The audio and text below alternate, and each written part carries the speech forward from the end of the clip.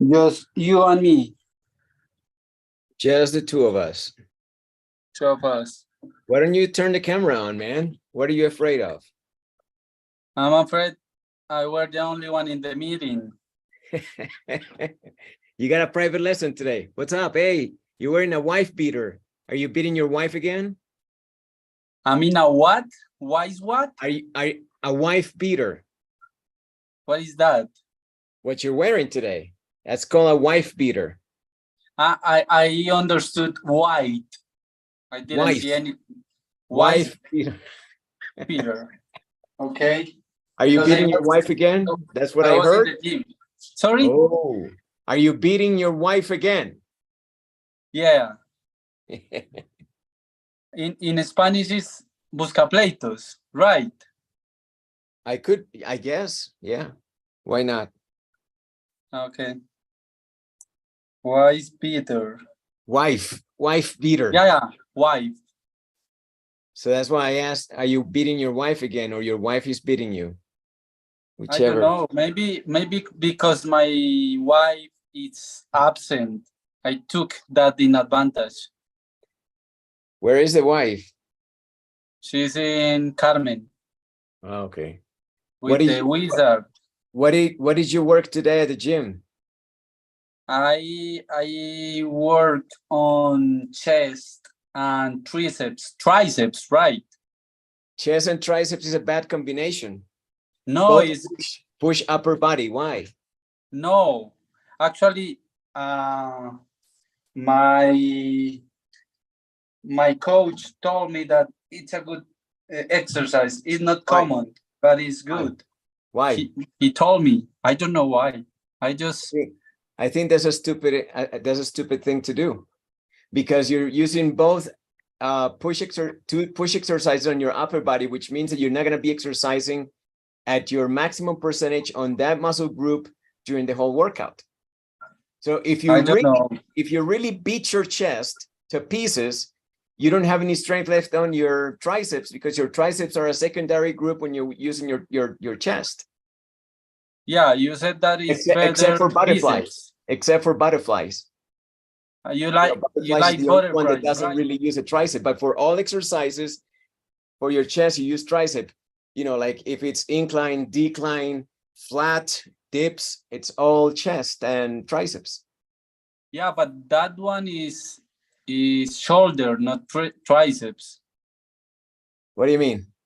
What those exercises that you mentioned? They're all chest. Those are shoulder.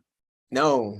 I mean, if you're on a sitting position, a straight sitting position, yeah, those are military presses and those are shoulders. Yeah. But if you're working on your incline, you're working upper chest. If you work on your decline, you're working lower chest. If you work flat, you're working your middle chest, and then you work butterflies to exercise your center, and you dips, and you also work lower chest. But the majority, with the exception of butterflies, all chest exercises use triceps as a secondary muscle group. Yeah, but I didn't do butterflies actually. So you did all triceps and chest. So you worked what did you work first, your chest or your triceps? My chest. Actually, I did. Your triceps were working at least at 50%, at most at 50% during the workout of the triceps alone, because they're already tired. But yeah, you have a coach. I don't have arguments. But you have a coach. I'm going to consult that. You can beat me in that way. But no. I mean, like you always want to work a pull exercise and a push exercise to maximize strength workout. Otherwise, you're working at a percentage because one takes from the other, you know? Yeah. Yeah, but actually, that's what I know. That's what I know. Yeah, I don't know. So, you're dirty. No, I'm joking.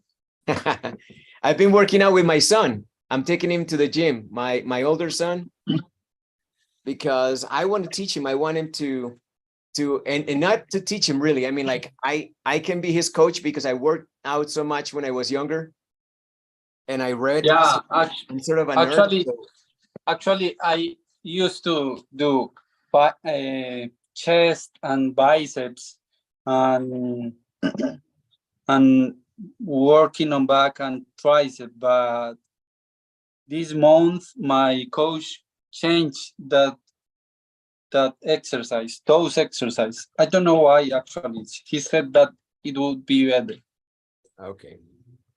So anyway, I'm also working out with my son because I want him to develop the habit, and because I want to change habits for him. I want to help him you change used habits. to do that, or are you doing that with him? No, I'm doing it. In fact, that's why I started a little late, because we were at the gym. We're working legs today. Why you didn't invite me? Oh, I don't know, because you're busy. No, I don't know if you're busy. Yeah, you forgot working with me again. Yeah, no, we can.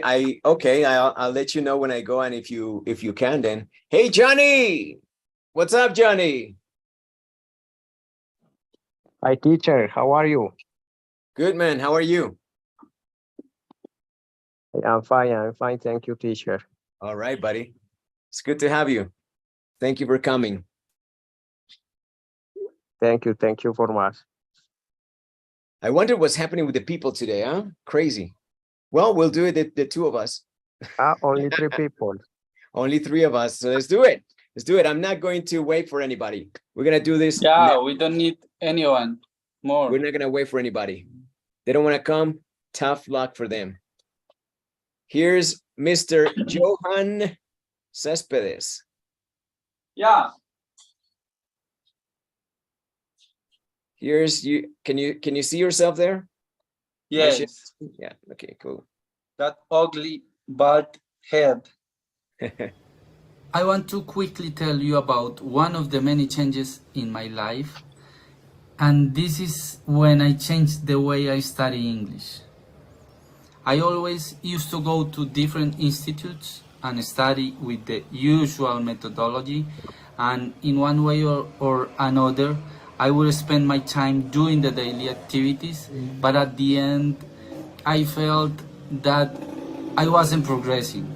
Even when they or my teachers told me that I was doing a good job, I was afraid of being able to hold a conversation in English.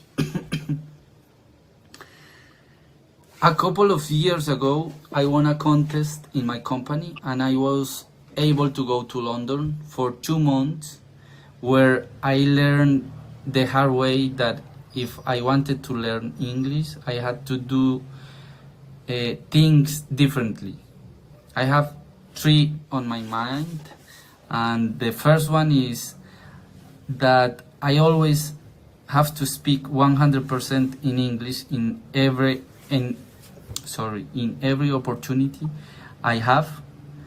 That's like a rule that I have in mind. The second is to look for different spaces of interaction in English, such as this course with Fabian. And third one is to take out quality time to study during each week. This trip also helped me to take the impulse to move in with Paola, because I like living without my family, getting my own things, building a discipline, and actually I don't regret it. In summary, this trip taught me that if you want a change in your life, you can look for it. You don't necessarily have to go to the other side of the world, and also that to achieve it, you must create an ecosystem where you must be exposed day by day and go informing yourself. That's it, guys. Bye. Thank you. Okay, I like the authenticity. I like the tone. I like the way that you pulled at least me to a more personal level, where I felt like you were really trusting in me as a friend, telling me about the changes that you've been through. Sounded very authentic. I like the pace, and I like the tone in which you said everything. Sounded very convincing and convinced of what you were saying. I like the rhythm, sounded great. Those are my comments. And I have a question. How much are you using ChatGPT, or aren't you using it? Are you trying to go solo, or are you challenging yourself with ChatGPT or not? In that opportunity, I didn't want to use ChatGPT. Tell me why. Just why? I don't know why. Maybe I wanted to do something original with any other tool, because now I'm starting in a new process in my company, and I have to be in different spaces to create, and they are going to be in English. Actually, I think I'm going to use ChatGPT, of course, but in that case, I wanted to challenge me, and I didn't have enough time. So I know ChatGPT could help me organizing a little bit more, but I wanted to challenge me to create by myself. Yeah, because the idea with chat is that you can get out of your comfort. Because even though you sounded very convincing, you sound very much like Johan, you know? And obviously, if you are still in this process, you want to create yourself as many times over as possible. I don't know if you gave yourself a chance to start reading the book that I shared a couple of weeks ago called Awaken the Genius. And there's a very interesting metaphor that is, people ideally should be like snakes. Snakes shed their skin every so often, and that's because they grow. And when they grow, they literally grow out of their skin. And some snakes that cannot get out of their old skin can die because of that. So inevitably, for a snake to grow, which is natural, the snake needs to be ready and willing and needs to work on shedding her own skin. And as humans, we should do the same, more or less. We should shed our skin. I mean, like, you cannot sound like you sound in English forever. You have to be updating to something new. You have to grow out of your comfort constantly, like week after week. I want you to test a new skin every week. That's why you work with chat, and that's why you said it. You didn't have enough time. Well, you have to dedicate time. You have to work on this as if this was your ultimate goal. Like next week, you have to show the ultimate version of you, because you're at the time in your career, Johan, where you can become stagnant. You can become forever you, and you're gonna hit a wall easily. But today we have the technology. All you need to do is invest your energy, like you said, your creative juices, but also leverage artificial intelligence to do it in a more efficient way. Because obviously, if you're going to study vocabulary and you're going to integrate the vocabulary, that's a very time-consuming, energy-intensive process. But what you do with artificial intelligence is you just recreate, you just go and search for different ways of saying it, different organizations, tones, different purposes of saying the same, delivering the same message. And then you just start to construct around that. And you start with, hopefully with the criteria that you start to develop, you start to apply yourself. And so you have to work together with artificial intelligence to get to the goal faster. Every week, you have to reach new goals. I can't accept at this point in your career, Johan, that you continue to sound like Johan every week. Every week you have to surprise. Every week you have to surprise, buddy. This is the kind of challenge that you need to subject yourself to, and that obviously needs time. As when you go to the gym, you cannot tell me that you're going to build muscle and speed and strength if you go to the gym every Sunday. It's not going to happen. So definitely this is also in function of time, but you have to do the smart effort, the smartest effort. and that is working with artificial intelligence. Why? Because otherwise it's going to take time and effort and everything else that you don't have in overabundance. You only have a limited time, so with that time you have to work the smartest way. You were gonna say something. Yeah, of course. Yeah, I'm a good friend of ChatGPT. Not only ChatGPT, other artificial intelligence. I'm working with that. I use that every day. So as I said, I wanted to challenge, because before I had used it, just want to taste it each or sometimes, because I have to taste how I am developing those subjects or those abilities that I'm developing. So that's why. So I don't want to stop using that. That's, for example, if you have energy at home and suddenly you have a blackout, what can you do? Maybe pull out the candles. Yeah, pull out the candles or cry, I don't know, or doing nothing. So I want to taste that. So maybe some different stages that I am doing on purpose. So I'm honest. In that one, I didn't use that. It was Edward Folds. Edward told me. No, I'm joking. That's why. Bro, I have a question for you. No. Of course. Tell me. In this afternoon I saw your vignette. I watched your vignette, my friend. But I noticed that you were coughing in the vignette. Are you okay, my friend? You are sick? Maybe you feel you have a flu? I don't know. Or that was part of the vignette, my friend. What were you smoking before the vignette? You know a lot. No, that was because actually I have a little bit of cough. I was coughing and during the day, maybe because yesterday I was in Carmen de Lloral. Carmen is colder than Medellín, and I came here.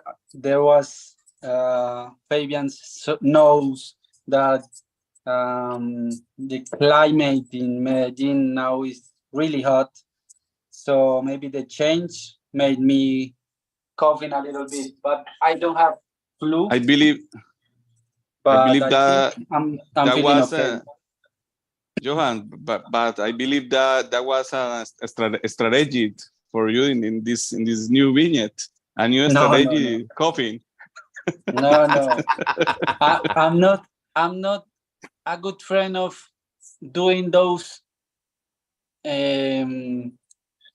poses on purpose. For example, drinking something because Paul used that. If it works, that strategy. The if it works, but I can mess that, because maybe when I drink something, I can start coughing because I drink with a little bit with fair. I don't know.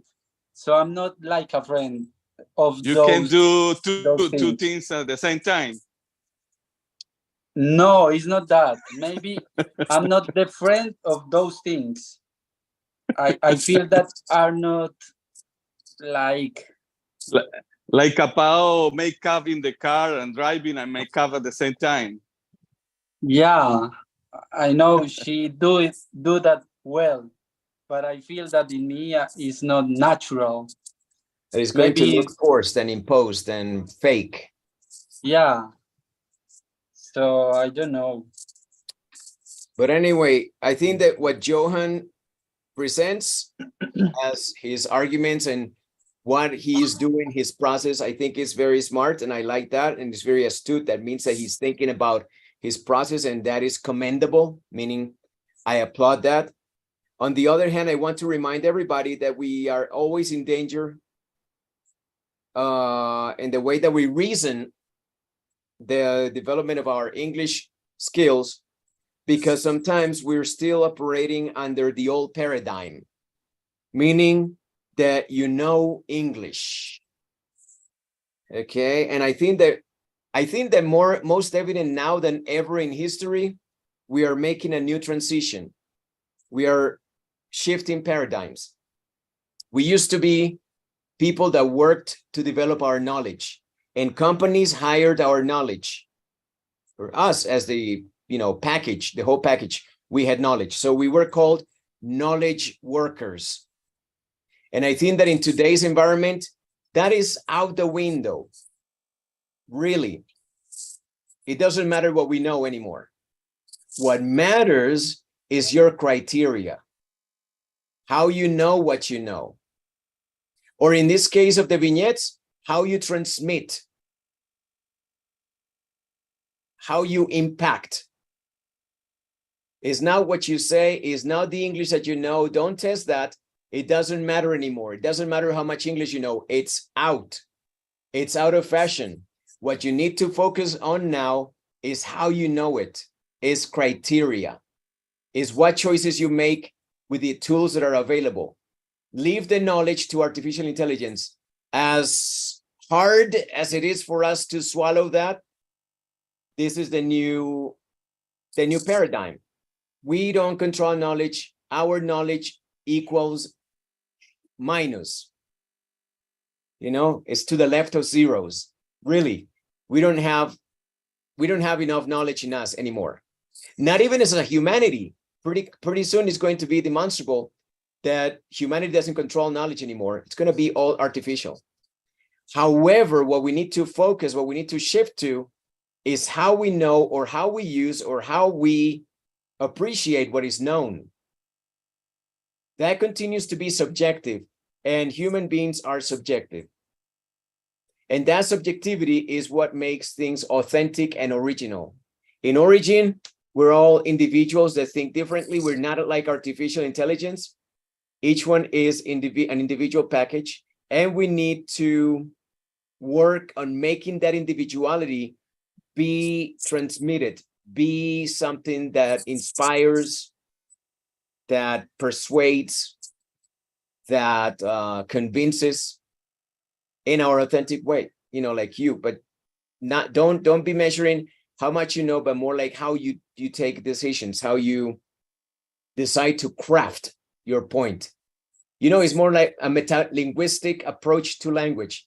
And that's going to be evident now. Obviously, schools are not teaching this, but you need to be thinking about how you know what you know and how you make others know what you understand.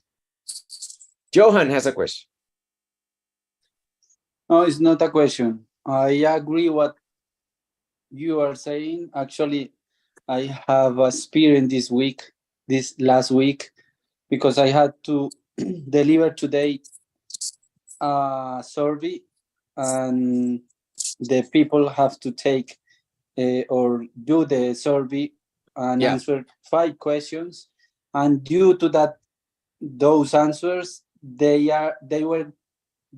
had to receive a message or a result. Yeah, you mean what? Do you know what I mean? I think. For example, you had to answer if you like healthy food or junk food, or drinking Coke, or drinking water or tap water, or blah, blah, blah.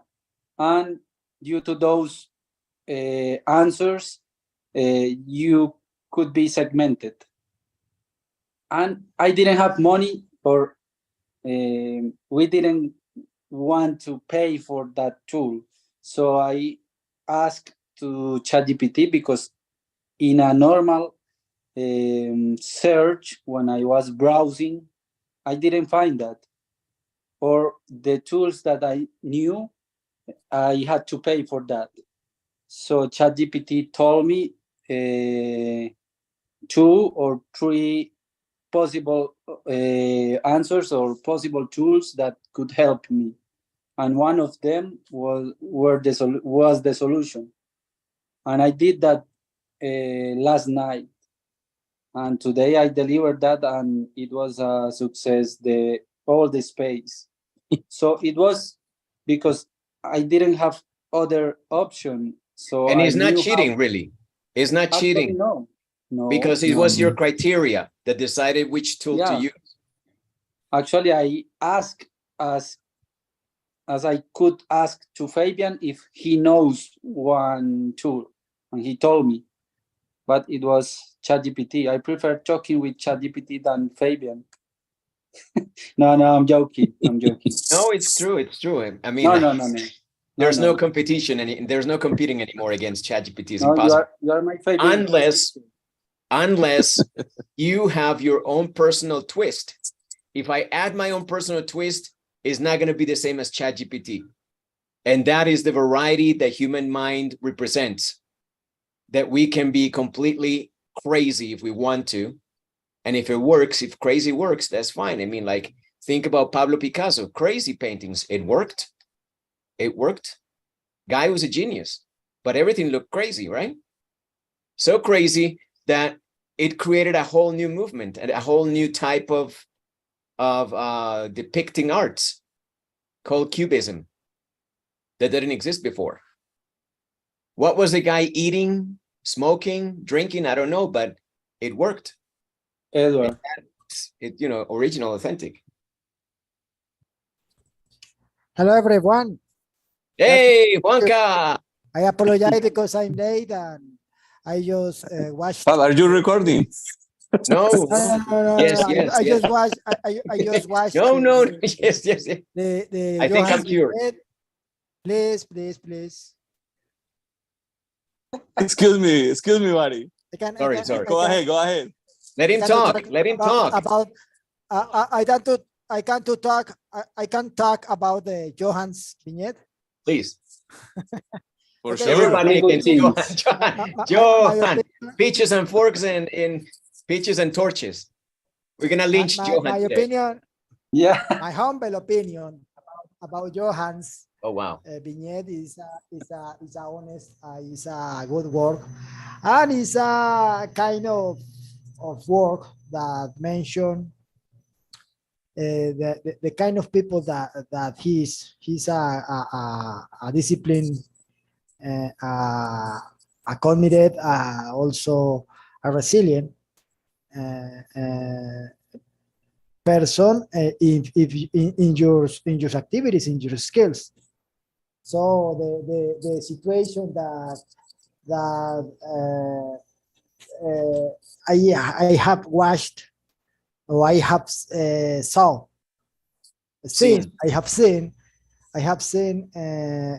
from Johan is that he doesn't lose the opportunity to speak in English when every time he speak in English. When he joined in the session, he is another person. I try to stall these things about him. On the other hand, and my opinion about ChatGPT, I think I don't have the replace to Fabian, because ChatGPT surely told me something like, I am an intelligent artificial intelligence, and I can say something about this topic. But I have a cure for that. I know how to. I learned to jailbreak ChatGPT, meaning that I can get ChatGPT to curse now. You guess. For example, I asked to ChatGPT about the crane the crane rope. Oh yeah.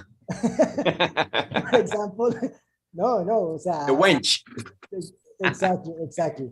So it's impossible, but obviously it's something really amazing, and it's a skill that surely we need to take advantage at all. So, but give it time, my friend. Actually, I think ChatGPT, not ChatGPT, also all the artificial intelligence, we have to get to use that, because they are the future. As we have a lot of examples before, starting with the example, the eternal example is Netflix when it started, and Blockbuster, blah blah blah. From here, those are the examples. I think artificial intelligence came to stay and continue developing.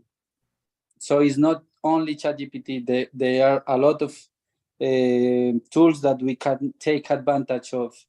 So I think works are not going to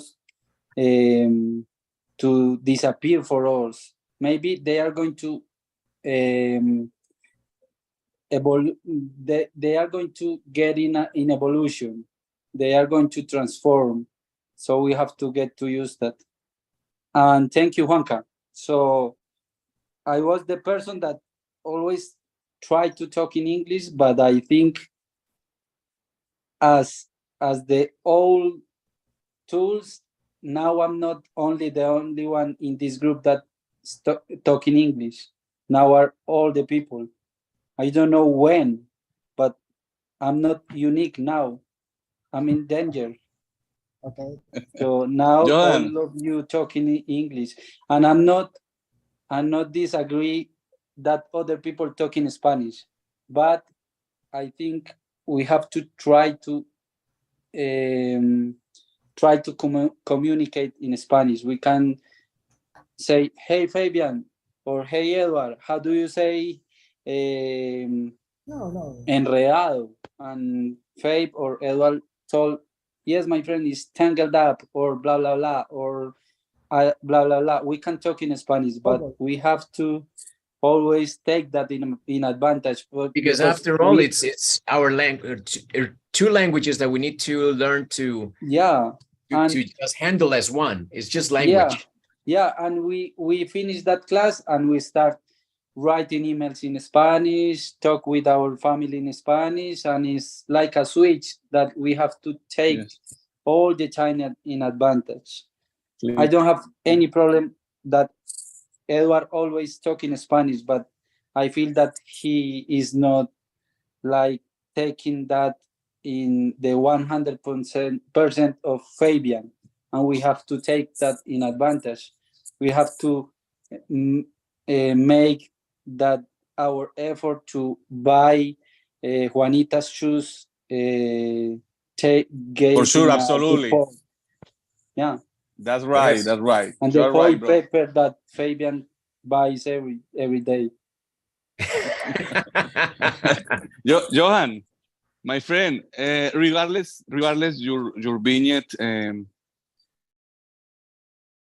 the last part of the vignette, but I don't have words for your words.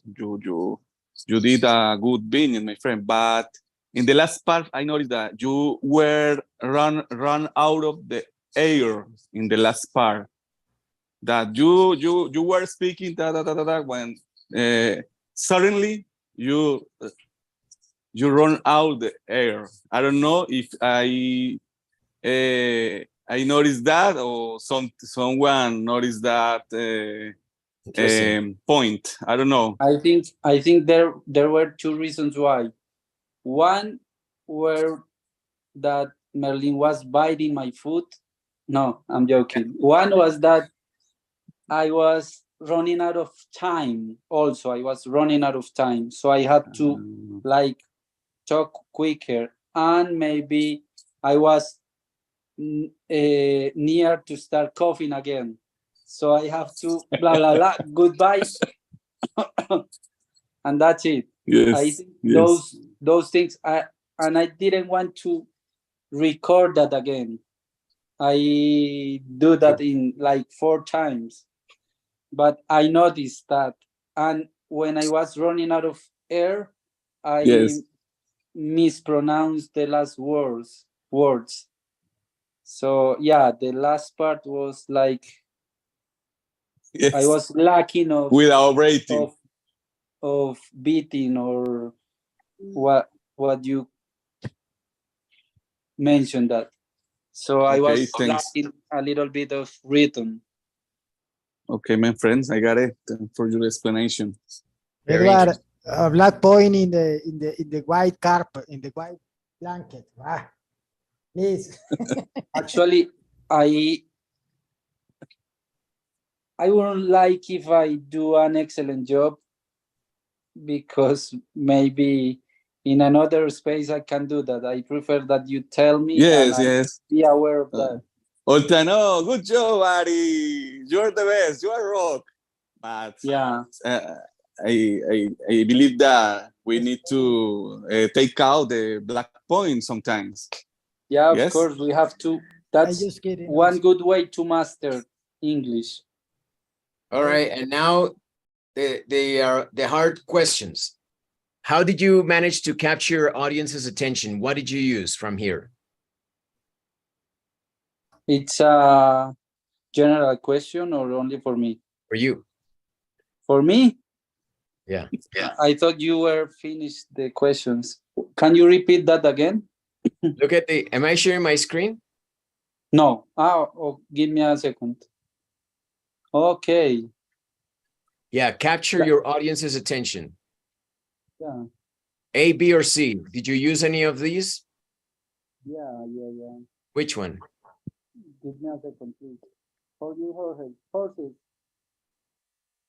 Your microphone, buddy. Can you hear me? You speak slow, low. It's a smart, I don't know. Smart answer because he mentioned the broken in the microphone for hide the exactly the truth. Answer. Now can you hear me? Yes. Yeah. Go ahead. Did you hear the same, Fabian? You lost me a little bit or not? You sound good now. Go ahead, tell me. Yeah. What did you use? Okay. Did you begin with a hook? Did you use an analogy, or you implement rule of three? Organize your content in three main I think I do like A and a little bit of C, because the hook was, I think in that group is how to change the way to study English. I think it's a subject that is interest and common interest in this group. Exactly. So so I don't know if you had a chance to watch the Friends video that I shared. When people are working on something big, they proofread it and they discuss it and they study it. It's not about just writing and then I'm done. It's about, like, when you're crafting a joke. Is this funny? Is this really attractive? Is this the best that I can do? Chat, give me 10, 15 options for this hook. How can I hook my audience? You know? And in the end, you come up with something brilliant. Like, I don't know. It took me a trip to England and back to realize that I sucked at learning English. Boom, that's the hook. You know, something like that. And then you elaborate on that. There's something to get people like, what? Hold on a second, I want to listen to this. Yeah, and at the end, in the middle, I said that actually it was like three main things that I learned. I don't know if in the that would be a hook at the beginning. Hey, three things that I have learned. That would be a hook. Or begin with an observation or employ a powerful analogy. You think learning English is a thing? Well, how about unlearning English? You know, and then what? That would be sort of an analogy, kind of. But yeah, think about it. Connect with your audience. How did you connect with your audience? Did you show vulnerability? Yes. I have to answer that for you. Yes, I loved it. You showed vulnerability. In a way, you told us, I used to suck. I might still suck. I'm working on it. Okay. Also something like the speech from Johan was so light or fresh or dynamic. Also, is another thing that I think, in my opinion, maybe it fosters conversation in your mind, maybe. Yeah, Yeah, it's a nice conversation. It's yeah. a nice conversation, nice speech. It struck me as that, as he was speaking more to us as friends. It was not formal, and we trusted him because he sounded like an equal, right? It was a relaxed atmosphere. Finally, did he use humor? Yeah, I said that I liked living with power. No, I'm joking. Okay, there you go. Don't mention that. Enhance your message. Keep Yeah. it, yeah. Yeah, lamentably. Lamentably, this was the beginning and the end. Very, very, very smart of you, my friend. Enhance your message. How do you do it that you're conscious of? What? What is the attorney? The attorney is near. The attorney at law is over there. No. How do you enhance your message, my friend? Choose one, A, B, or C. In your perception. I think it was A. I didn't do something like a big structure or something like this. I tried to keep it simple. Cool. Let's move on. How did you engage your audience, A, B, or C? I think B, actually, because Edward told me, I think I varied my pacing. I think that was kind of an accident, right? Not something that you planned, right? Yeah, yes. It was a lucky accident. Okay. Yeah. And finally, how did you work on your delivery? What did you work on? Did you harness your nervous energy or your cough? Did you become aware of nonverbal communication? Did you apply the primacy and recency effect? What did you do?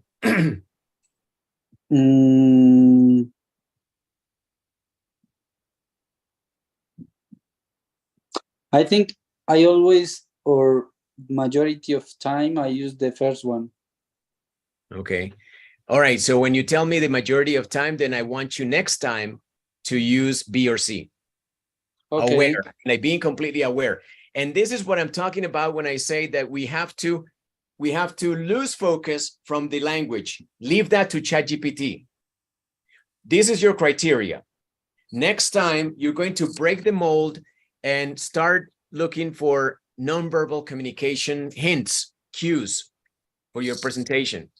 Or you can apply the primacy and recency in a way that is just a stroke of magic almost. That people are like, wow, we loved it. That's it. The perfect appetizer and the perfect dessert, But just like that, like, this is what I'm talking about. Lose the focus and the interest on the language. Leave the language to ChatGPT. Okay. And what you need to do is work on this. This is kind of the meta language of your presentation. Like, how did you do it? What you did, leave that to ChatGPT. But how you did it is like, wow. I mean, there comes a point where you just lose touch of what is being said in the words, and you're like completely like, wow, Johan, man, thank you. That's it. I recommend you watch that episode of Behind the Scenes of Friends, not because I'm a big fan of Friends or you need to be, but because I want you to get behind the scenes and understand what creating a successful TV show requires. I mean, like, you think that those people do it good the first time, or that they do it. No, they're not funny. Maybe they are, maybe they aren't. But the people behind it, there's a whole team of writers. Look at that, a whole team of writers to create a TV show. And they shoot over, they shoot hours and hours to get 22 minutes that work. It's unbelievable. And then the edition. I mean, that's what I need you to work hard on. So that's a bell right there, hard on. That's one for Juan Carlos. You need to work hard on creating the best you can right now. I mean, like, we are at this point. This is the juncture. Okay. You need to be at this point, you need to shed the skin. I need to, and especially with the older ones, you know, like Eddie, Juanca, Johan, you need to surprise even yourselves. Otherwise, you failed. You got it? And of course, I'm taking Johan as an example. I'm not gonna repeat all this over with the other of you guys, but I want this message to resonate with each one of you that we need to recreate. I mean, if you're too much Johan, like when he gave me the answer in the last one, he said, well, I normally do A. Then that doesn't work anymore. You need to do B or C. I mean, it's kind of a contract that you have on you right now. It's on your end. You have to do it. You have to change. You have to explore something. You have to get out of comfort. Otherwise, you are going to reach the proverbial wall where everybody gets stuck, and eventually you just assume, this is my level forever. Cannot get past this. I don't know how. Thank God we have ChatGPT now to do the hard work, and all we need to do is just apply the criteria that makes us humans, for example. And there you go. Thank you, Johan. Great presentation. Thank you. It took us an hour to go over Johan's presentation. Yeah. Okay, you were lucky. Actually, it was half hour. You deserve it because you suck. I'm kidding. 1 hour hard with Johan. Yeah. Thank you. Good job, everybody. I mean, like, of course, it looks like it's on Johan, the whole of it, but Johan just served as an example for all of us. I mean, like, I want you to, everything that was discussed about Johan, now I want you to ask yourselves, like, damn. Yeah. Wait, now we have 2 minutes to see and review the Edward's vignette.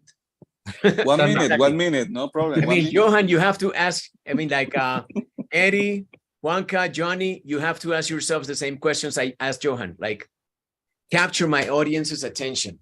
What did I do? You know, like, be conscious of this. A, B, or C, etc. Go over it, okay? Go over it. Remember that this article is available. Hey, give me claps, man. I only have like 2 claps. You're such terrible people. Look at this. 2 freaking claps. 2 freaking claps. Is that the love? Where is the love? You know, give me a clap. It's good. Thank you. All right, so I'm going to share the article again. This is the article we're judging this vignette on, okay? Fab. Yeah. You put the article in Padlet? I'm not sure. No. Give me a second. I will. I think that we don't have a Padlet for this course, by the way. I'm going to start that today. And I'm going to put it there. Why? For sure. Padlet. I mean, we have the old one. We should get a new one. And, but I'm going to put it on the WhatsApp group again. It's there. Yeah, read it again. But use it. Use it as a coloring. Most of us is it's easier to look for the article in Padlet. Maybe. Sure, I will work on it. I guarantee you. You got my promise that I'm gonna create a new Padlet for you. And Johnny doesn't know about this, but I'll explain later when we have it. Okay, so we don't confuse Johnny. But then we're gonna have a Padlet to have all the resources that we've been accumulating. That book, I mean, like, I shared that book. I can share it again. That book is really something that we need to read, guys. Okay, Awaken the Genius. Really, really, really. You know, like, I'm gonna tell you something. I bribe my kids. Do you understand bribe? I bribe my kids. Yeah. And I'm paying the highest bribe in the history of my bribes with my kids for my 15-year-old to read this book. Really, I mean, if I tell you how much money I'm paying my kids to read this book, you're going to think is obscene. I mean, you're going to think you're crazy. That's stupid. But that's how much I believe in this book for my 15-year-old. Read it. I'm going to share it right now one more time. Highly recommended. Don't take long to start reading this book, please. I guarantee you it's going to have a very positive effect on your output in general. It's really, really freaking good. That good. It's that good. But let me see. Downloads. Where is it? Give me just Where are you sending that? To WhatsApp. Okay. I'm going to send both the EPUB and the PDF, okay? You choose. I prefer EPUB, but you can use either one. You could send a Padlet also. Yeah, exactly. I'm going to put all this on Padlet. But it's right there right now, so we don't miss it. The article is for you to work with as if it were a box of crayons. You're going to create a picture, take different crayons. That's the article that I wrote for you guys. That article is like a box of crayons. When you make a presentation, go over it. What did I do here? What did I do number 2? What did I do number 3? Check, check, check. And then that book, Awaken the Genius, start tonight. Don't be like, I'm going to do it tomorrow. I'm going to wake up early. No, do it tonight. After the class ends, start reading. It's going to change your life. I guarantee you. Okay. Thank you. So there you go. That's where I took the metaphor of the snake shedding the skin from that book. Anyway, so let's continue. That was that was Johan. And let's go back to Flip and the next person. Let's do Juan Pablo. Welcome to my topic this week, growth. Have you considered the importance of making a small change in your life to achieve big results in the future? In my case, 2 changes have completely transformed my life. I stopped being a sedentary person in front of the computer to practice daily sport, and I dedicate myself to speak English every day instead of just Spanish. I discovered dance fitness thanks to friends, and today my body feels more alive and energetic. In addition, I have committed myself to English so I can communicate with more people and better understand content on the internet. I took an online course and made it part of my daily routine. While both of these changes require time and effort, they have been an investment in my future. I feel healthier, stronger, and more capable of facing future challenges. I now feel confident to travel anywhere in the world without fear, and I am excited for the opportunities the future may bring. In short, a small change can make a big difference in your life. What change can you make today to build a better future for yourself? Remember, it's never too late to start growing and improving. Okay, anything that you noticed? If you went over the article, my article, what would be evident in this presentation by Juan Pablo? There is something that I noticed, and it's repetition, which is a very important strategy. He talked about change and changes, and that was a word that was repeated several times. That's important. Okay, that's his message. Change. Okay, growth for him means change. And he gave us examples. He said, I became a more active person. I decided to communicate both in English and Spanish. Yeah, changes. However, he didn't mention words like I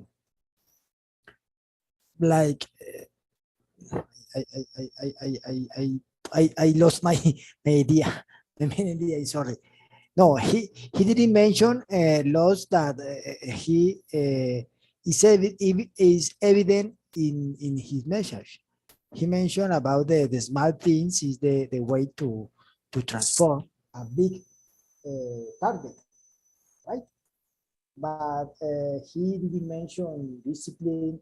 He didn't mention something that like constant or the way the capacity to get over the small targets or the small goals that he can take measure about his progress. But I love the story. This story catch me since when he began the story, and also his consequence with everything that he mentioned in this story, in his stories about the environment, about it's different in this vignette because it's a reflective vignette, but he usually send his vignette or records his vignette out there, right? So it's a consequence that he said about the another change, that is he took the decision about don't live in the computer every time and take the decision and excuse me again, and took the decision to be worried with his mental health and physical health, right? I see your point, and I also want to signal that there's something that is at play that is much more interesting to us right now. And it's not just what he said or didn't say, but how he said things. Like one missed opportunity that I saw was that he could make a more clear contrast, a presentation of the contrasts that he has gone, or the changes that he has gone through, and how he can compare those two things and show the contrast of how it was and how it is now. Like he said that he decided to make a change from being in front of his computer to being a more active person. But how about he made that contrast more evident? Like, I used to spend 8 hours a day sitting in front of my computer. That gave me incredible pain in my back, but I learned to accept that as a normal way of living. After I decided that was killing me, now I'm doing 8 hours a day or 8 hours every 2 days of physical activity. And now the pain has migrated, and the pain is actually making me stronger, not weaker. You know, like if you can create contrasts, that can be so effective. And maybe this, because he's talking about change, was the topic that he could have definitely used to create contrast and make it more, I don't know, like more urgent, or maybe create a greater demand of our attention, because people like contrasts. We understand contrasts. I would have liked to know a little more about Juanpa from the past, or Juanpa sedentary, or Juanpa maybe drinker. Maybe it's exactly not mentioned, but it's important logically the situation about contrast, his change of life, and his the way that he get mature, right? Mature, yeah. So it would be good to know about that. Microphone. Microphone, Juan. Welcome to my week. Sorry. You consider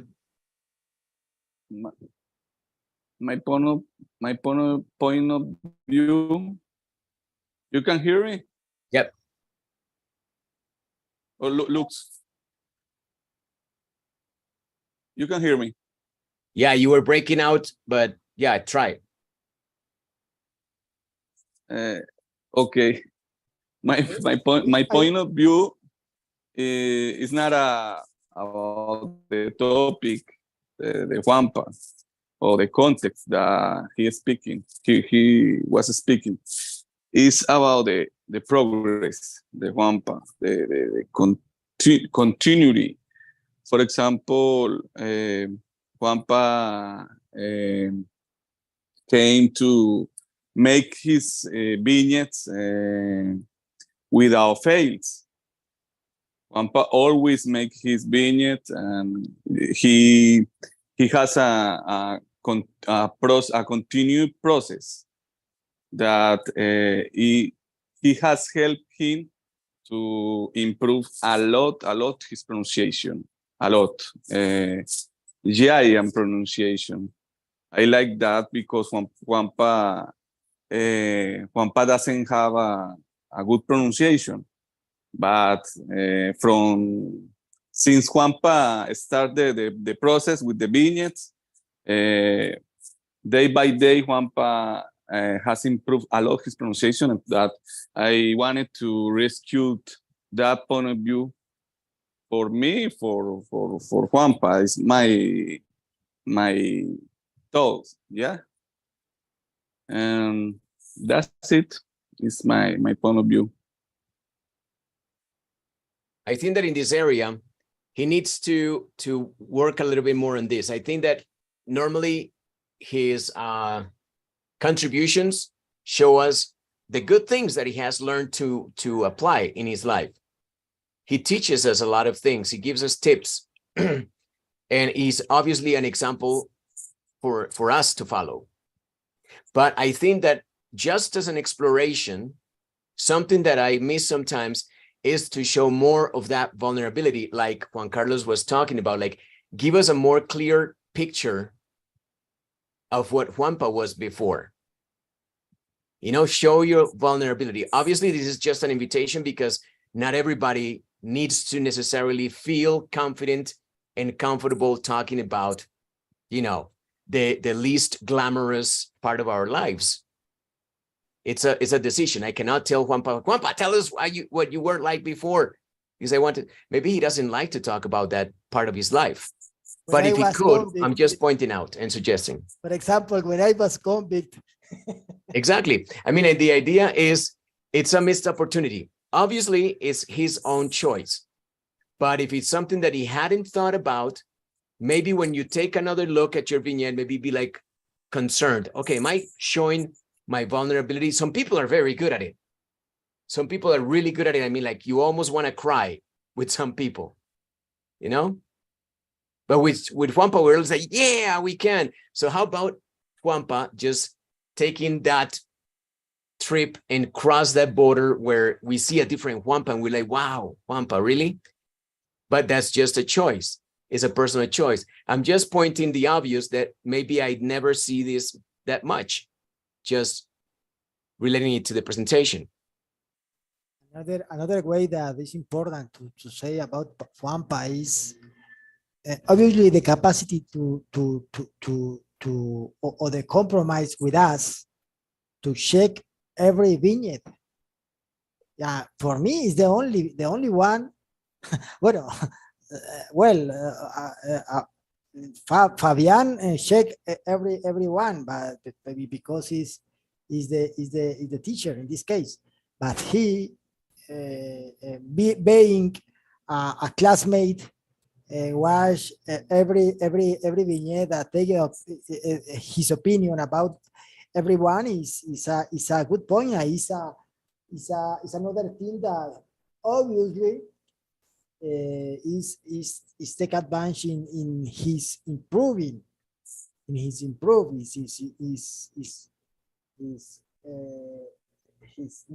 last Juanpa with his current Juanpa, right? Absolutely. Yes, I also check all the vignettes, Juanca. Exactly. Give him some respect. No, but Juanpa take the time to mention about everyone, and he showed the vignette. I know. No, yes, I know that Juanpa take the time and express his feedback for the people. So in summary, Juanpa wins. No, it's good. In brief, Juanpa wins. He has taken the initiative.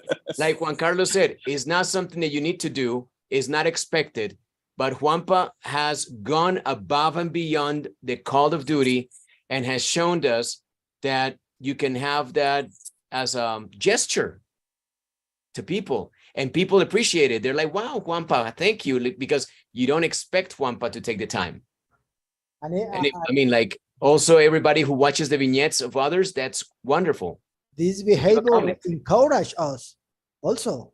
Absolutely. And it works. Yes, absolutely. Including Juanpa, because he gets smarter in judging people and judging himself because he takes the time to, you know, appreciate the work of others.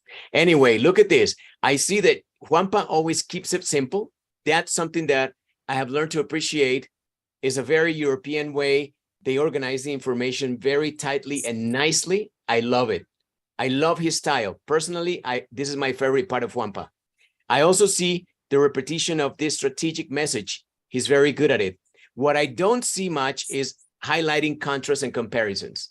This is where I see a little bit of the missing element in the middle.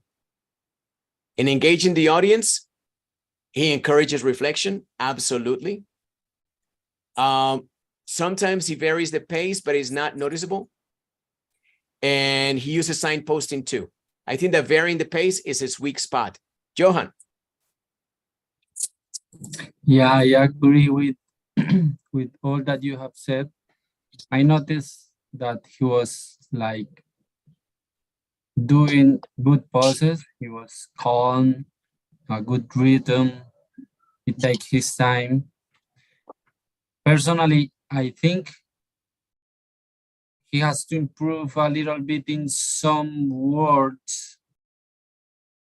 Most of them in the words that has an ending in ed, or that words that has like a difficult pronunciation with the different endings. I don't know, maybe So focus on the endings. Yeah, because sometimes it's difficult to know how to pronounce that. I remember that it was some that ends with ed, and the word build also. There are some words, but there are few of them. Maybe for the video,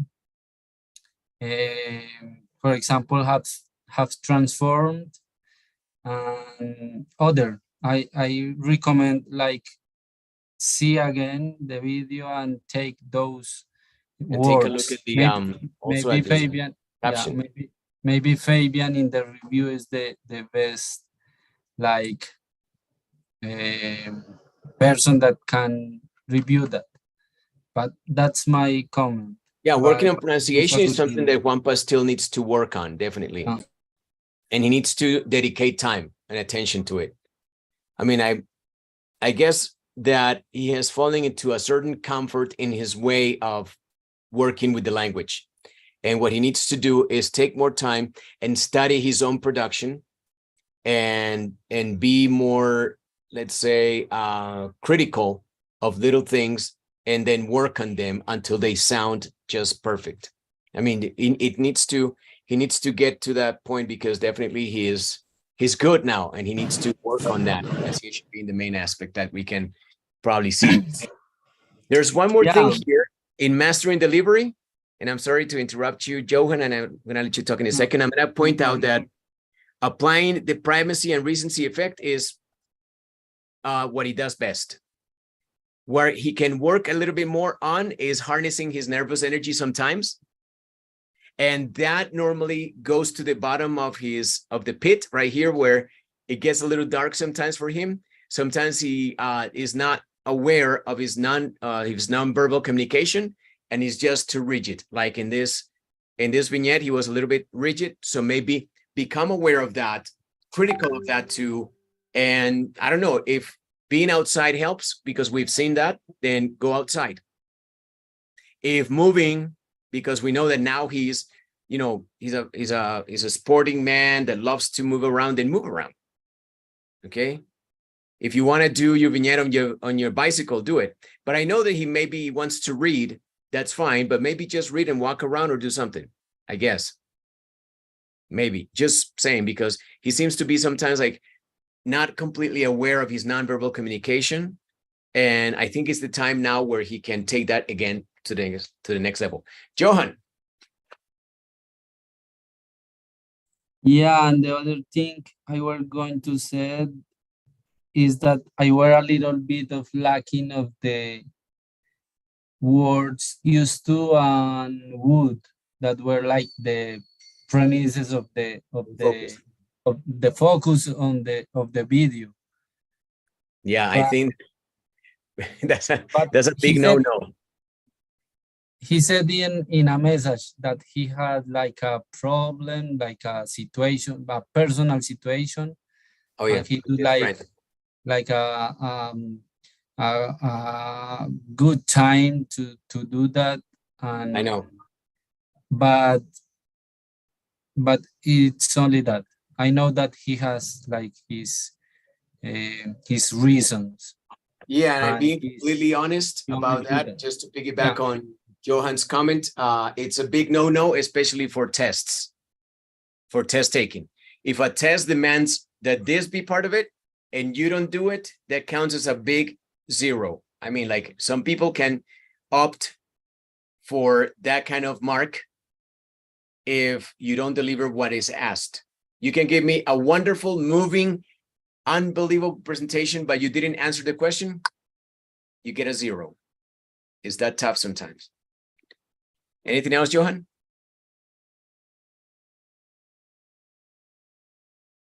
Maybe not. All right. So cool. Great. That was Wampa. Great presentation. Okay, let's move on now to maybe Johnny, who's here. Sorry. Maybe Johnny is next, but if he's here, is Johnny here? Yeah, yes, teacher. All right, Excuse me for my video. No worries. One second, please. This is Johnny. Actually, this is Johnny. Good night, people and teacher. Today, I will talk to you about my dream of becoming a professional soccer player. Since I was 5 years old, I used to practice soccer every day in school and begin to realize that I want to be a soccer professional. My parents enrolled me in a training school in my city, where I used to stand out in every training section and in every game. I remember winning all the children's category tournaments, but I want to keep advancing to fulfill my dream at that point. I tried out for the Club Atlético Nacional and was chosen by the team in 2011 to be part of the young division. My dream was becoming more and more thin, and I trained twice a day every day. However, not everything was perfect as I started to have injuries, and my competition pace wasn't the same. In 2015, my contract with Club Atlético Nacional ended, and although it was a difficult process, I still want to pursue my dream. I traveled to Ibagué to join the Deportes Tolima club and stayed for 2 years, but my injuries persisted, and I had to undergo surgery twice on my right knee. In the end, my injury history prevented me from playing professional soccer. and I decided to retire for my health and with the reality of my medical history. I did not pass medical exams in other clubs in the country, and I retired from soccer altogether in 2018. In conclusion, soccer taught me many things, including discipline and mentality, to face new challenges in my life. Thank you very much, teacher. Thank you, guys. Very nice. Right? The only thing is good night. Big no. No good night. Good night is goodbye. Did you know that? Don't say that anymore. No more good night. Good night is goodbye. I'm going to bed now. Yeah. So can you skip my face from that one? I was gonna say the same thing. Like, take that away, please. Yeah, please. Very, very nice. You know what was the most salient point for you guys in Johnny's presentation? I mean, going over again, go over the article. What was the most salient point to you? Yeah, the engaged point. I think that's yes, good. Good hook. Yes. I think that the hook was missed a little, because it was at some point where we were like, oh, yeah, it came a little late. I think missed Johnny, the hook. Yeah, I think Johnny could start with a little introduction, like I want to tell you about how I don't know, start being a professional and ending with a result that you didn't, that you don't expect, and it was awesome because I learned a lot of things, something like this. Exactly. I mean, like, start a better hook, but start with what really hooks. If you tell us at the beginning, I used to be a professional soccer player. That was in my mind, in my heart. You're like, oh, wait a second. Why didn't I? Oh, yeah, Johnny Londoño, right? Deportes Tolima, Johan. That's the hook. Yes, That's the hook. It's a bakery. You missed the hook. I mean, you cannot. I mean, like, you have to get people immediately or you lose them. The moment you say, guys, my dreams, being a professional soccer player, which I was, were shattered. Then we're like, what? Excuse me? Immediately. That's the hook. It was missed because you really had a hook there. So you missed the opportunity, but it was personable. It was engaging, and it was so, you open your heart to us, and it was, you show your vulnerability with your injuries, which was repeated, obviously, because it was part of your life, but you used it. Okay, so it was natural, it was inevitable. The injuries persisted, injuries, until you got to the surgery. Very vulnerable, very beautiful. I mean, obviously, life is supposed to be beautiful, but sometimes we don't reveal it because maybe we're ashamed, maybe we don't feel it's necessary to talk about that. But I love the way that you treated your own personal history, and you were so generous in letting us be part of it for a moment. That was my favorite part, vulnerability. That was definitely the selling point. On the other hand, to meet someone who to have the opportunity to make a reality his dreams, in most of us, is a dream from children. Is something engaging also. It's something engaging for absolutely for and captivity for now. More about this story, and obviously I would like to make the thanks to say the thanks for sharing this story from us, because when you are testimony for to someone who cough these dream, these children dreams is something amazing for now. For now. It's beautiful. That's what it is, Johnny. I just want to say congratulations, Johnny, for continuing with this process, the vignettes. I believe that is the third vignettes that I have seen, maybe 3 vignettes in a row, I think. On the other hand, it's a sad history that Johnny tell us. But like Johnny said, from there, he learned other things, such as discipline and mentality. That is a good point for you learn that you learn about that process that Johan had with the soccer.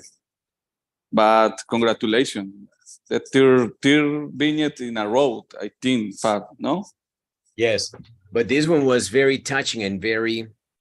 It was a lot of information, talking from the lots of things that you get to think about Johnny now after he gives us this vignette in such record time. That was very nice, Johnny. And this is something that you build on, Johnny. Johnny, you're going to have opportunities in life, a lot of opportunities in life, because you're a nice guy. But sometimes being a nice guy is not enough. You have to be able to tell stories that validate you with people that don't know you as a nice guy. So you get the opportunities. Sometimes when you have an interview, you talk the same boring stuff. The same boring stuff that people already know. If you gave them your resume, they know that you're a mechanical engineer, whatever, right? Blah, blah, blah, blah, blah. But when you tell something like this in an interview, people already judge you differently. You're unique. You stand out. Nothing more boring than going through the process of, selection of personnel. Everybody's like the same. If you need an electronic engineer, everybody's an electronic engineer. They've done electronic things and engineer things. But when you come and you say that this is you also, this is the person, you value that and you stand out. And maybe you get a job. Maybe you get the promotion. So that's something that you need to continue working on. And these vignettes, they're precisely that, opportunities for you to start to get a repertoire. Un repertorio, right? So you just work in your repertoire and you start to elevate your speech, your thoughts, your ideas, your thoughts and your ideas.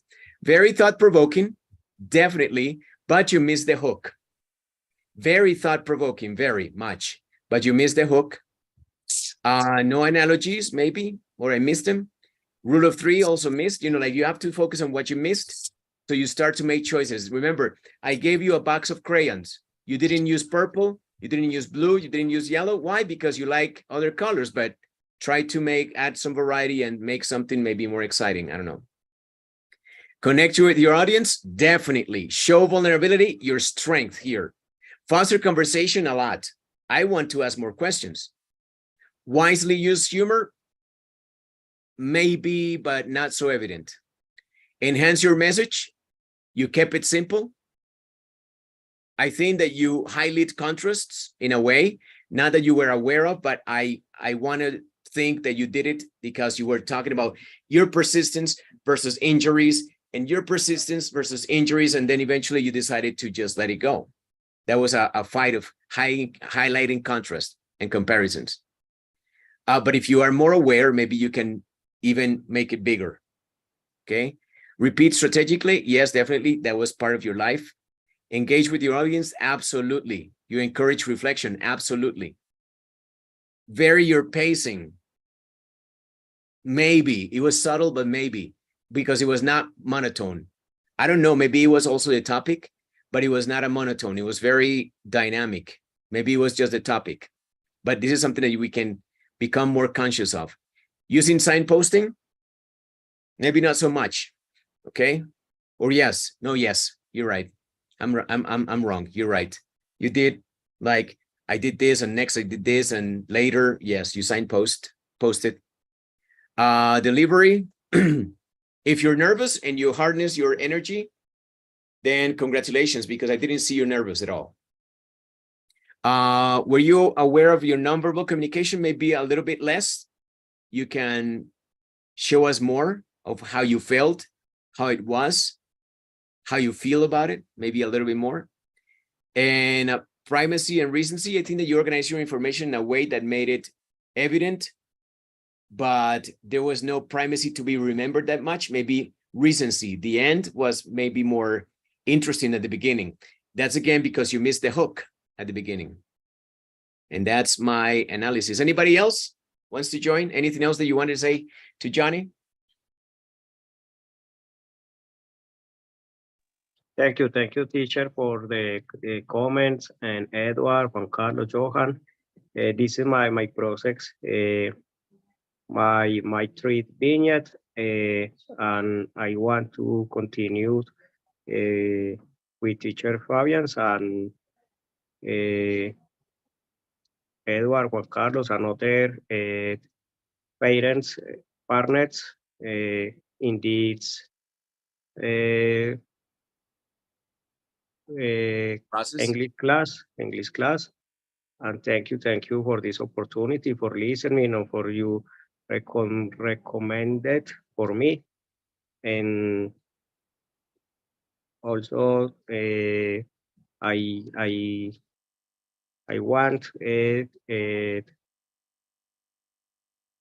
say you my dream of the soccer player and my process in Atlético Nacional, in Deportes Tolima, but for my two lessons on my right knee, no can continue with my dream.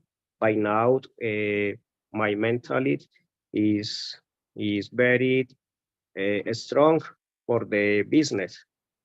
Good. Because I now work in the real estate, and for example, 2 weeks 2 weeks ago, thank you, I sell you a house in the Poblado from Camilo Zúñiga.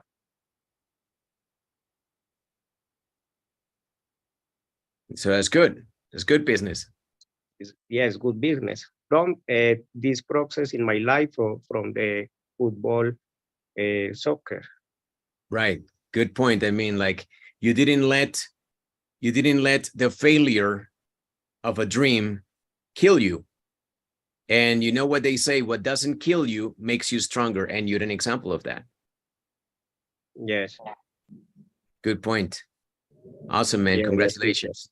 Of course, you are taking in advantage your contacts, your process, your previous process, and you are connecting that with your actual occupation, that is working in real estate. Good.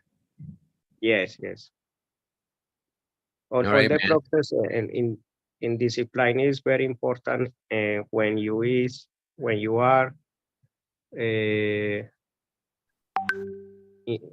how do you say independent, yeah. Yes, in this moment, the work independent is very important. The mentality, discipline, and others quality than the football. Football, pues te da, gives you. Tell me. Gives you. Thank you. Okay, is this only anymore? Amazing, man. Thank you very much for sharing, and thank you very much for being part of this, because we appreciate people with wonderful stories that inspire, people that have strengths that we can use, that we can that we can get inspired by, that we can learn from. So thank you for being here too, my friend. All right, so wonderful vignette. Let's move on to the next one. Next one in line. Here we have Juan Carlos and Eddie. So let's go with Juanca. Hello, everyone. What's up? One of the unmistakable signs that you are maturing is when you value every minute of your rest and a pleasant sleep, as well as family sharing. I still remember when I used to give family plans to cold shoulder, and I would get desperate on Fridays at about 8:30 at night without seeing my patch of friends and start having fun with each other. I have mentioned 2 relevant changes in my life, which have been logically accompanied by factors within the environment that help to appease those amounts, those uncontrolled desires to party or drink, and also to face the consequences that those euphoric behaviors entail. I wouldn't have gotten up early today Sunday to church because I wouldn't have had the courage to move to fin here in my bed, and at this hour, 3:20 in the afternoon, the unpleasant sensation of dizziness, bitter taste in my mouth, and sometimes headache would accompany me for the rest of the day.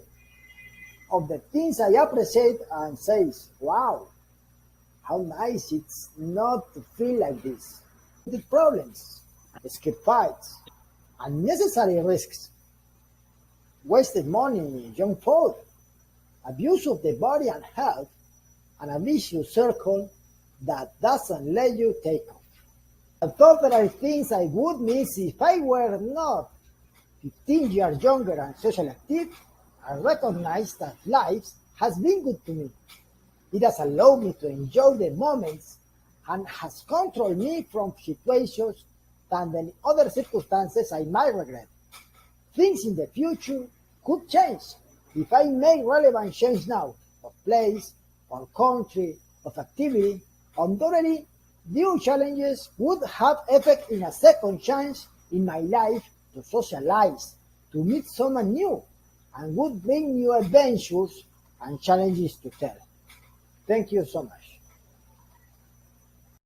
All right, so now let's put this to the analysis using our master article. What did you appreciate, and what were opportunities missed maybe by Juanca? Juanca always surprises us with his vocabulary, with to expand vocabulary. I admire you, Juanca, by that.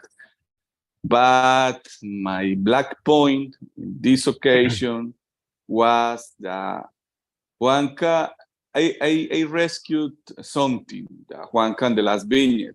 I told you, Juanca, that he was speaking slow. He was taking pauses when he speak. I say, Juanca, good way to improve your maybe intonation. But in this opportunity, Juanca start to speak slow, but suddenly he was speaking faster again. But I want to say, Juanca, my friend, you should work on that. Is my point, my friend, that you say that I take my point black, but I want you improve your English, my friend, and your intonation. But you should work in that pauses and speak a little bit slow. Yes, that's it, Juanca. You understand me, my friend? Sure. Juanca is there? Sure, I'm here. Sure, okay. Sure. I agree because I really in my conception about when I record, or when I take the record in this part, I try to split my script and try to work each one by one by one. So sometimes I feel then when I gain confidence in the script, and I try to set more faster maybe, and I think is better. It's not the case in sometimes. So I agree with you, and thank you, Edward, because you are honest opinion about my speech. But no, it's my black point, my friend. It's my advice for you. No. Yes. It's your constructive advice. Edward said black point. Don't change that. Edward. Okay, my friend. what do you have to say, my friend? Your hands up. Yeah, I agree with Edward about the speed. I think I always that hear Juanca. I think that he's like I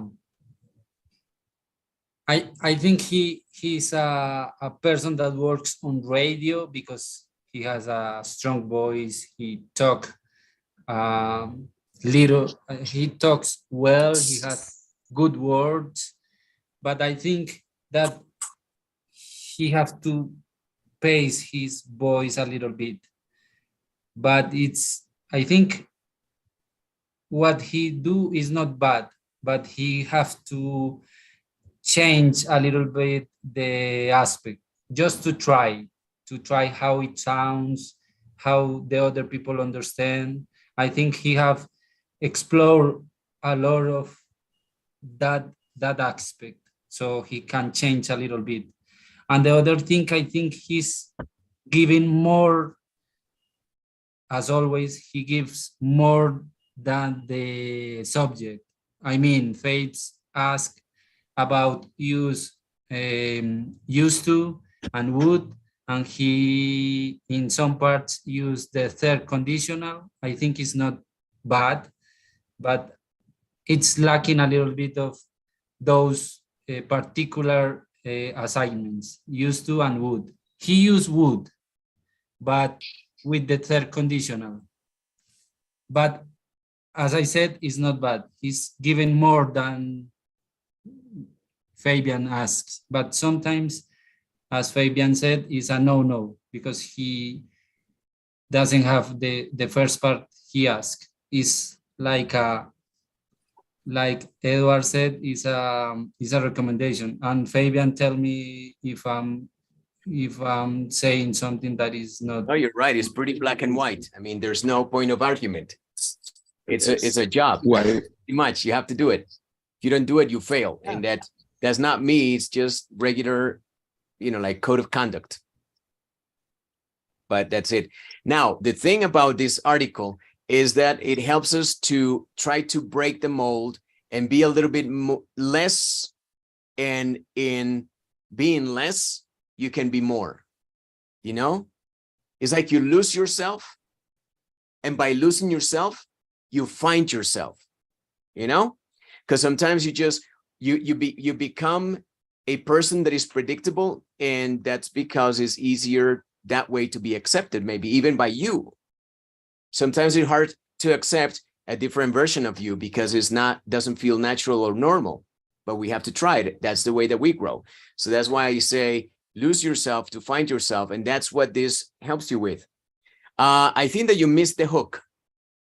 You start with a reflection, and then you give us a little bit of a hook later. And I think that by moving things around, you could create more of an expectation, like, wait a second, really? Because you give us a reflection, right? And then you give us the hook, something that was not right in your life. Maybe putting that at the beginning, making us feel that you were pissed, maybe from like, oh, shit, my life was like this, blah, blah, blah, blah, blah. And then we're like, wow, hold on a second. What's going on? That's a hook. You know, a hook can be something like, ouch, fuck. I tried to say about the mature, like the hook topic or the main topic in my script.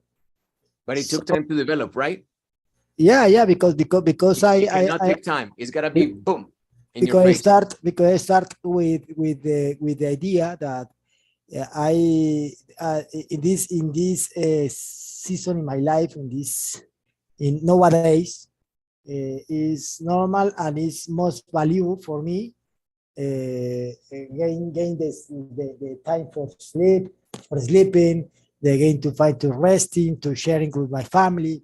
Something that in 15, 20, 25 years ago, it was impossible, because I love it to share with my friends. Exactly. So that's a hook. I mean, you explain your things and you have a way of delivering the best part at the end.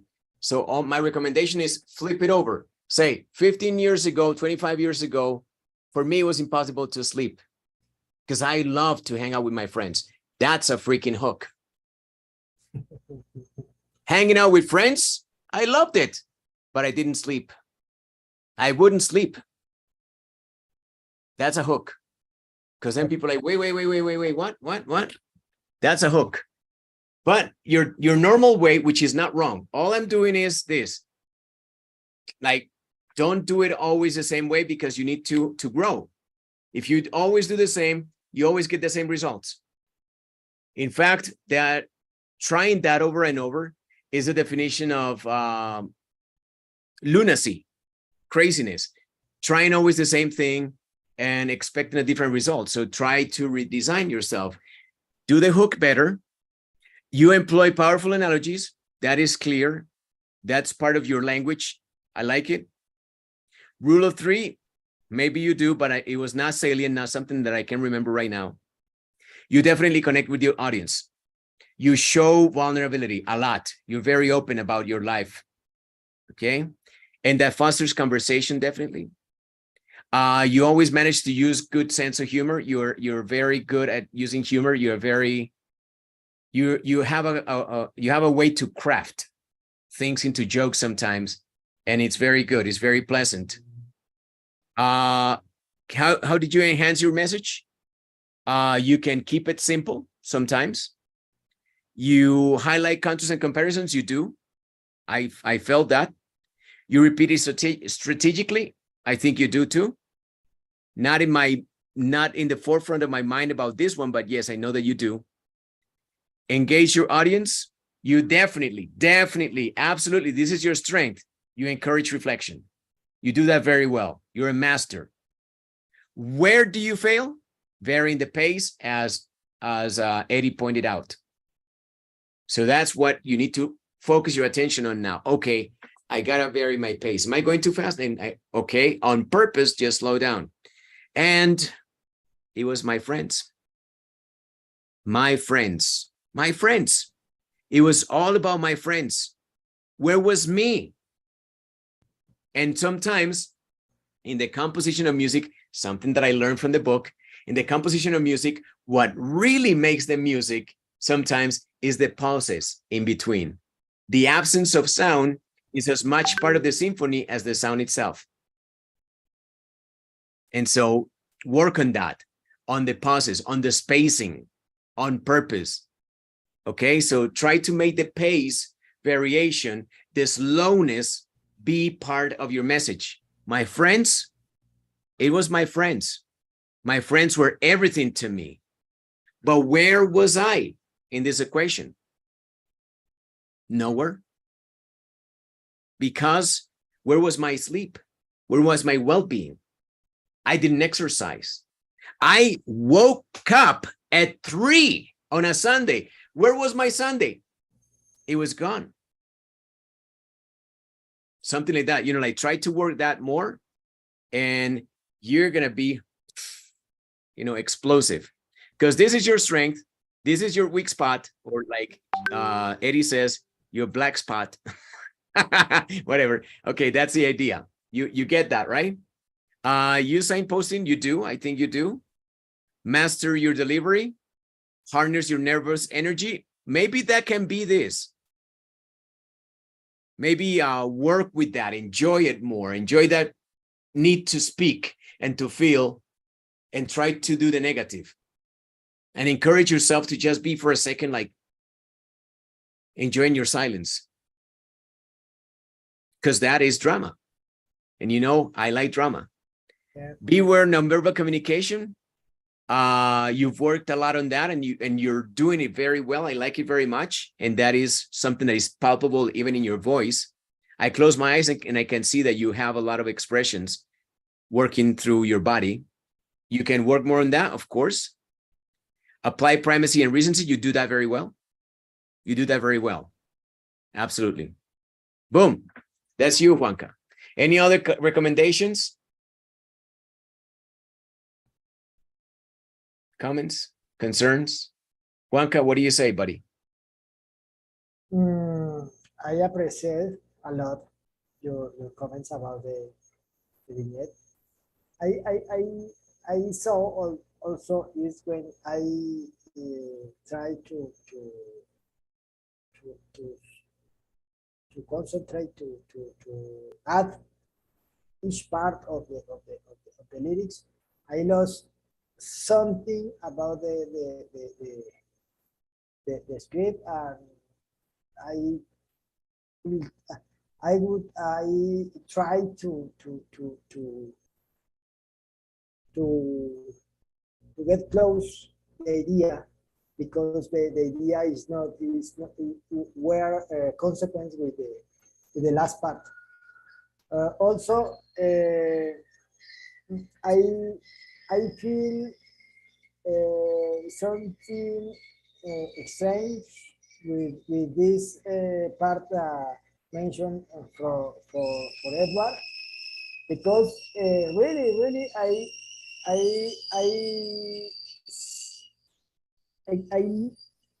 give the record, I sell it, I chose the record when I feel comfortable in this part, but is in my opinion, and I didn't think about my public or my listeners. So it's something that is important for follow in the next vignettes. Good point. Juanca, maybe you can reduce your script a little bit, but you feel comfortable when you were speaking. You try to put maybe the major idea, and go to the how do you say, ir al grano? Get straight to the point. Straight to the point.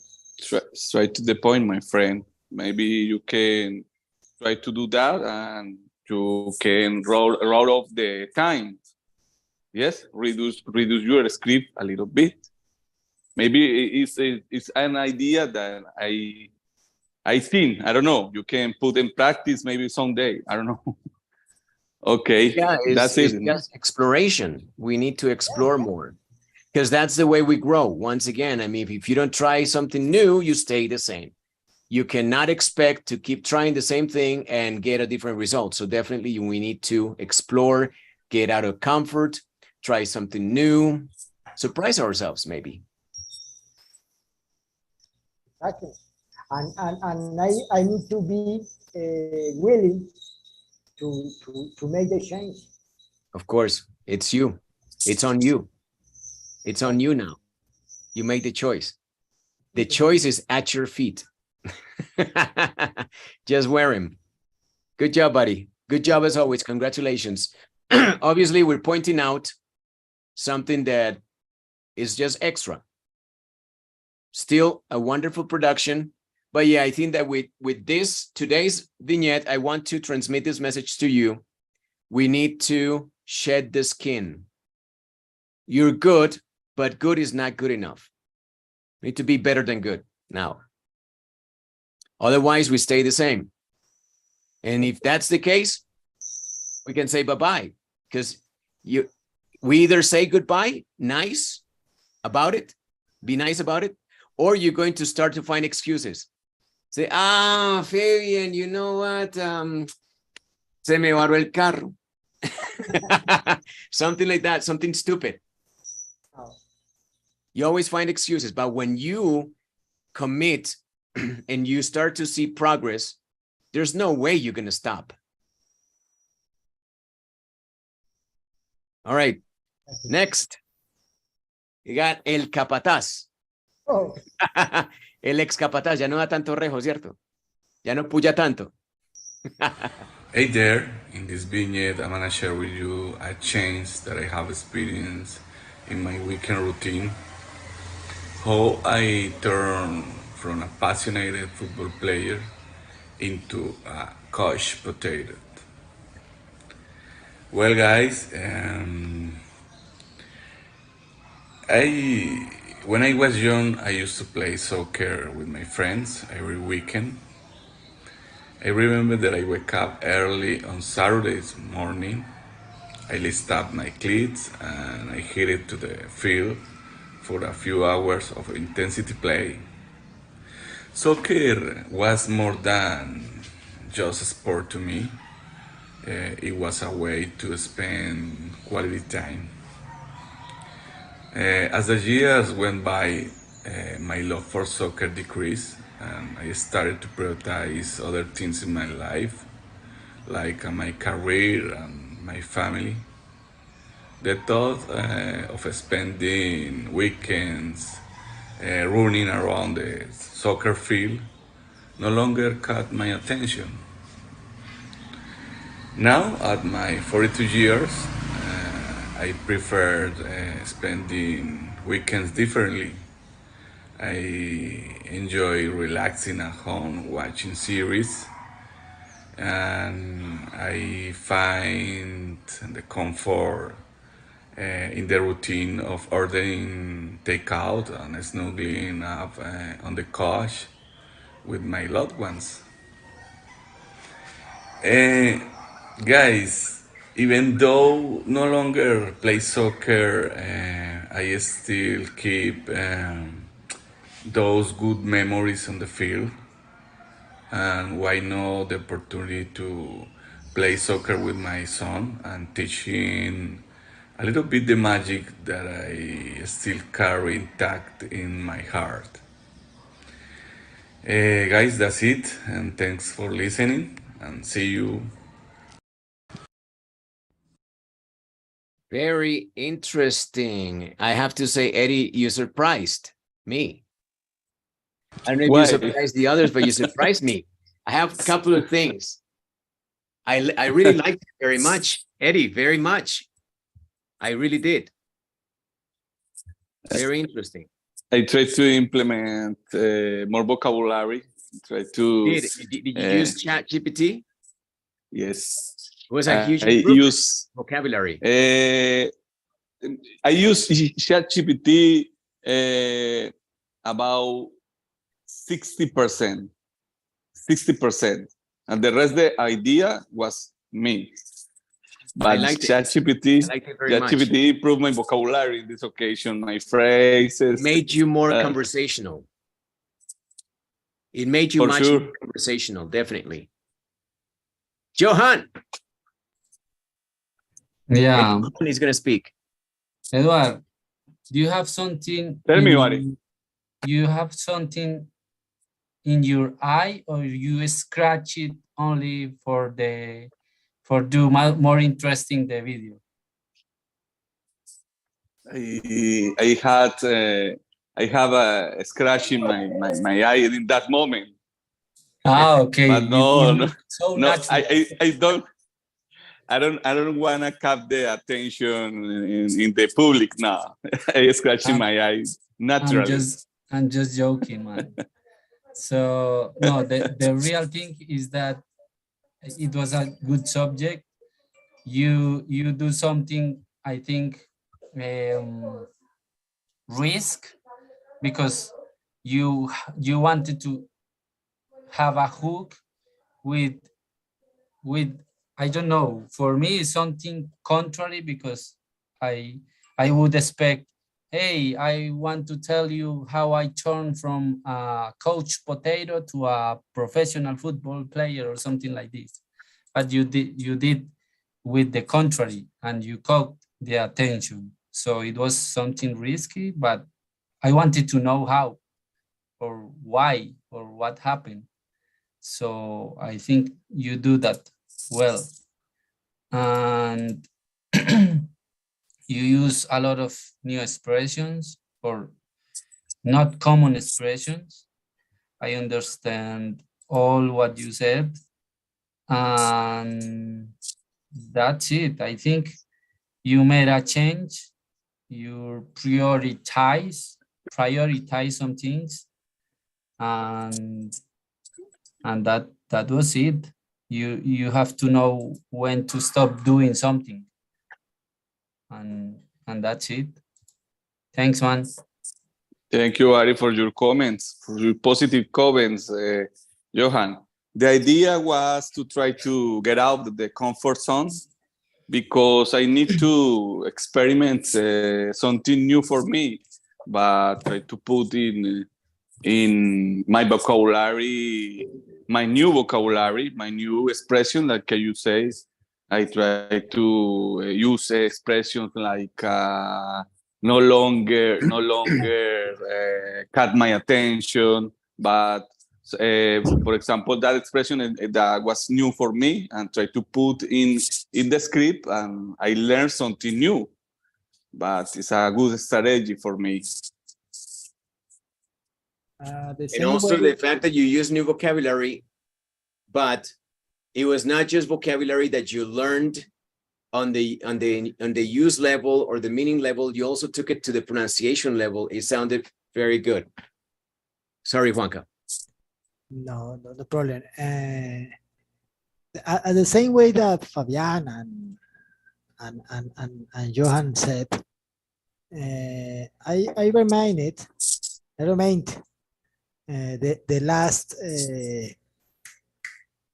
last course, the Inglés Básico Fluido, when Edward and Johan told about the importance to improvise a little bit in the vignette, because when they improving, they make the improvisation. Sometimes in the vignette, they feel gain confidence in microphone, my friend. They feel that they gain confidence in his improving in his process, in this process. But I loved the idea that Edward tried to get out his comfort zone and take risks and taking risk. In this vignette, I feel this situation in his speech and in his message. Is the whole idea is engaging, is captivating, and also the best of the vignette obviously was the risk to make a new vocabulary. So I enjoy a lot this thing. In my case, it didn't have a black point in white blanket. Thanks for your kind word, Juanca. My friend, you know what? When I start to make my vignettes, I used to put my basic vocabulary.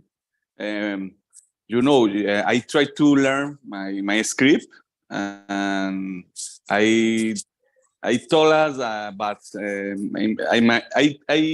had all the script in my mind, and I received the script, yes. But in this occasion, it was difficult for me because there was a new vocabulary for me, a new phrases. But when I tried to learn, I tried to memorize, that script was difficult. I took more time, the use time, when I learn my script is normally in 1 hour. I learn all vocabulary, all the parliament. But in this occasion, it took me more than 3 hours to learn that. But it's something positive for me because I have a new expressions that I didn't know. But I can improve my vocabulary when I speak with you. I put that expressions in use. That is something positive in that.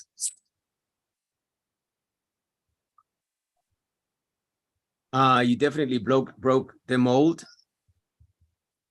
Yeah. And you took risks, and those risks made you look fantastic. Were you sick or not? Were you I'm not sick. You were not sick? No, I'm not sick. Okay, your voice sounded different. You were using a different point of resonance. That was very interesting. That was the first thing that captured my attention. You didn't sound like regular Eddie.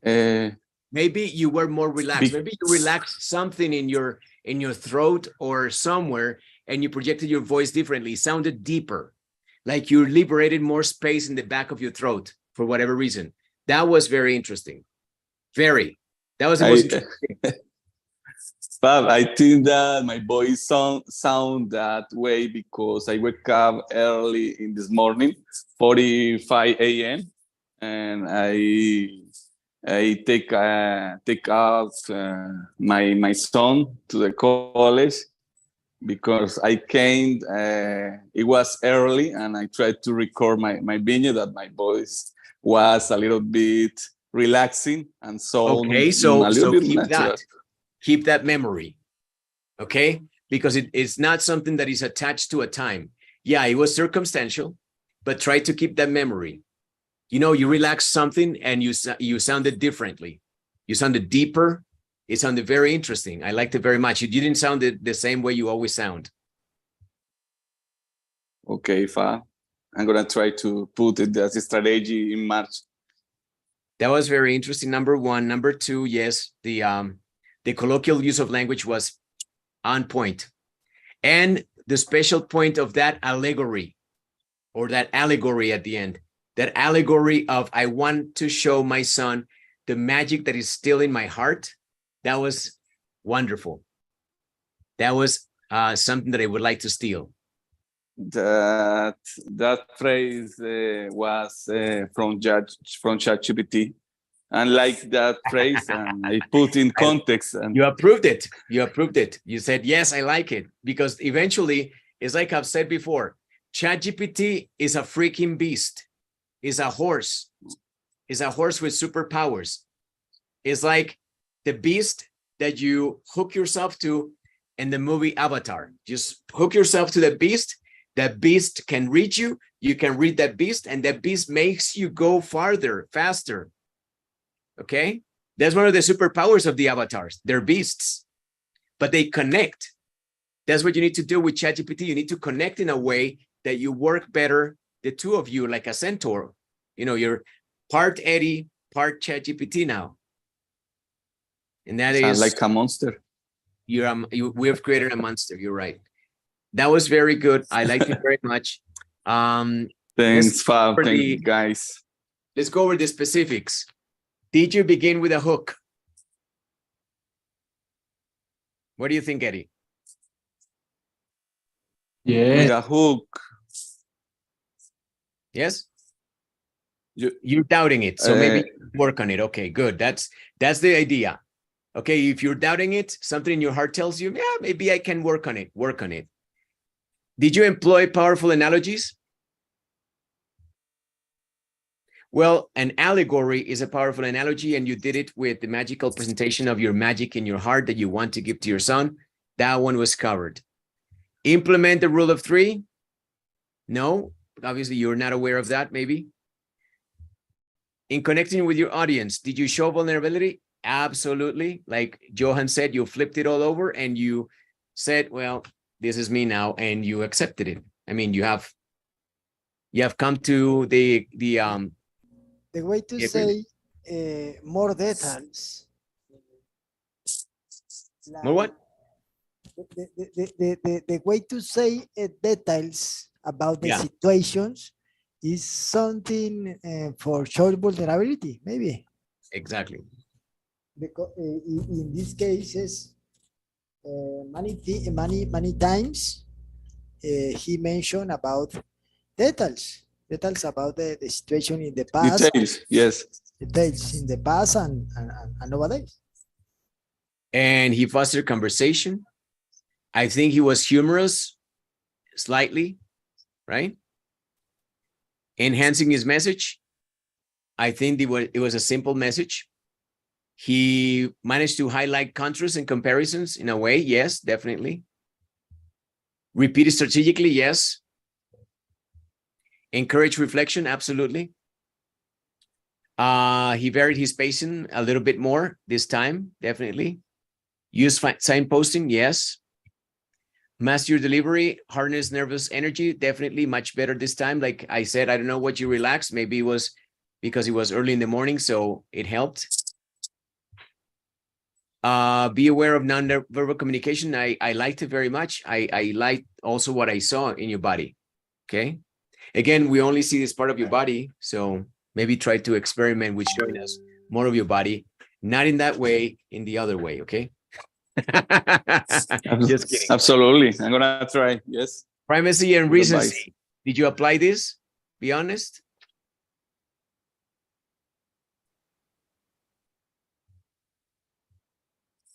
Did you focus on delivering something powerful at the beginning and at the end?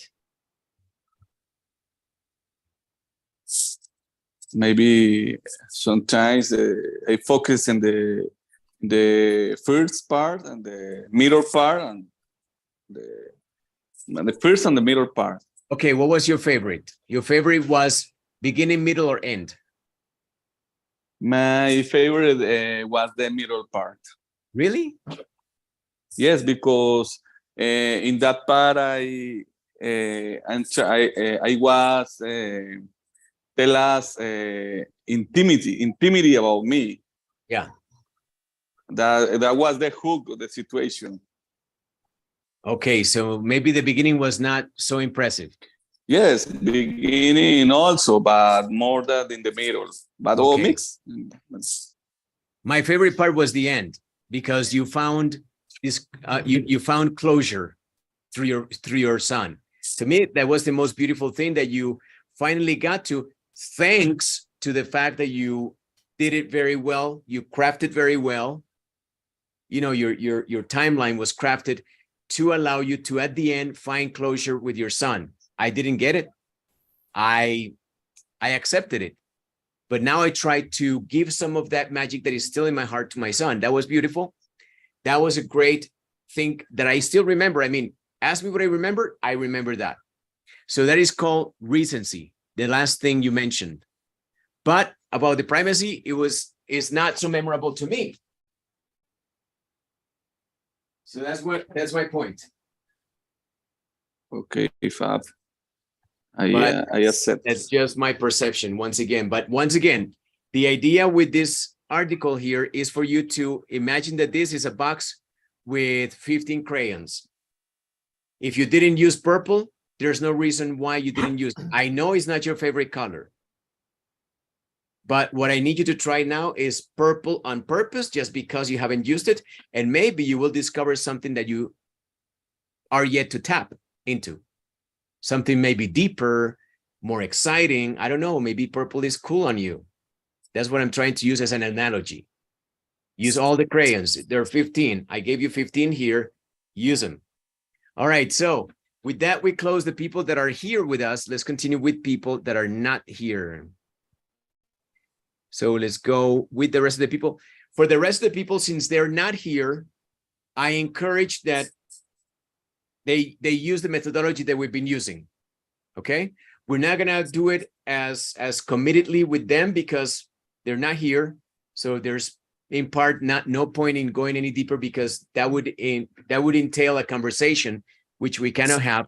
But I recommend that you watch the first couple of vignettes and then understand what we're doing and do it at a personal level. Go over your vignette again, take a look at the resource that we have now in that article. Imagine that's 15 crayons. See what crayons you used, which ones you ignored, maybe on purpose, maybe not, but try to make it a point that next vignette, those colors are going to come out of the box. All right, that's just the idea. Why? Because we want to get out of comfort every time. Like I said at the beginning with Johan, I need you to shed the skin every weekend. I cannot tolerate anymore. This is good enough. This is more good. This is more of the good that I can do. No, I want you to surprise me. For example, the recency of Eddie. How did Eddie surprise us this time? Voice. I mean, like he sounded like another person. He sounded so much more like his ideal goal that I was surprised, taken aback. I was like, wow, this is not the same Eddie. That's what I want to see. I don't want to see the same Juan Carlos. I don't want to see the same Johan. They're good. But at this point, good is the enemy of better or great. Good is the enemy of better. Let us say great for now. You don't need to be great, but you need to be better. If you look back and you see yourself last week, not months ago, no, last week, and you don't think that you're better this week, you suck. That's it. I'm sorry. You suck. I know it's very harsh, but it's the only way that we can get really closer to great. And that's what we want. I mean, let's not forget that this year is the year of legend. I want you guys to be legendary. And this is not just a word that I use cheaply. I want to give it as much profundity as possible and that you really feel great when you speak English and the people around you see great, memorable, legendary people talking. Hey, invite Eddie, invite Juan Carlos. I want some more of him. I love the guy. I want some more of him in English, right? We're talking about the English persona that you display. I want some more of him. He's so interesting. He's so dynamic. He's got something. I cannot put my finger on what it is. He's just great. I need him here. Bring him. That's it. So that's a call to action for everybody. Be that. Be surprising. Be new. Explore. I'm going to continue sharing more ideas for you to get out of comfort every week. We're going to have a different article to work on. But don't forget this article, 15 crayons. You missed one, use it. Be completely honest. I didn't do this. Oh, I forgot about this. No, you have 15 crayons. Don't forget. All 15 must come out. Maybe not on one single vignette, but be sure to make it a point that that one that you never used before or that you didn't use the last vignette, you use it on this one. That's it. That's what we need to do. Also, remember that for whatever reason, sometimes we forget the whole idea with the vignette, which is to practice certain structures. So if I ask for a structure, use it. Okay, that has to be something that also has to come out. Used to and would. What's the difference? Used to is kind of the introduction. Yeah, I used to be a good soccer player. Now explain to me how that is possible, how that was possible. Oh, I would play every day and night. I would play even on weekends. Every time when I came back from school, I would play with with my friends, and it was just soccer. Nothing else was in our minds. I would even dream about soccer. That's how I was, or that's how I used to be. So it used to be is more superficial. The would goes more into detail about the habits and how things were. When you talk about habits in the past, is would. When you're just making an observation of something that was different, then you say used to. I used to, or I didn't used to. And that's it. That was the magic ingredient that most of you missed, right? All right, cool. Let's watch the rest of the people, guys. And your job now is to point out what they did great and what they missed that you just captured from watching them, okay? That's your job. What they did great and what they missed, judging from the 15 crayons. Let's do it. Start with Juliet. When I was a child, Well, am I sharing the screen? No, I'm not, right? Sorry. Now, I apologize. When I was a child, my parents gave me a pair of skates. I learned to skate at a very young age, maybe when I was 7 years old, and I liked it so much. I used to skate from Monday to Friday every afternoon. When I come back from school, I remember that on Saturdays I used to skate from very early in the morning until almost at night. I used to skate in front of my house or around. I was also in some parks. I really like skating a lot. Nowadays, I don't do very often, but I would love to have that skating routine that made me so happy. I'm sure that you also have a sport that takes you to remember the best moments of your childhood. All right.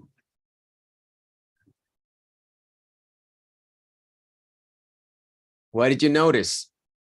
What was great? What was missed?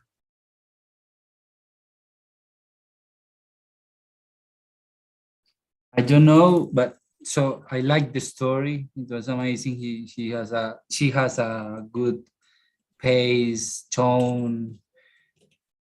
I think she's excellent. Sexy. Yeah, but Pau is hearing me. No, I'm joking. Yeah, but she did it well.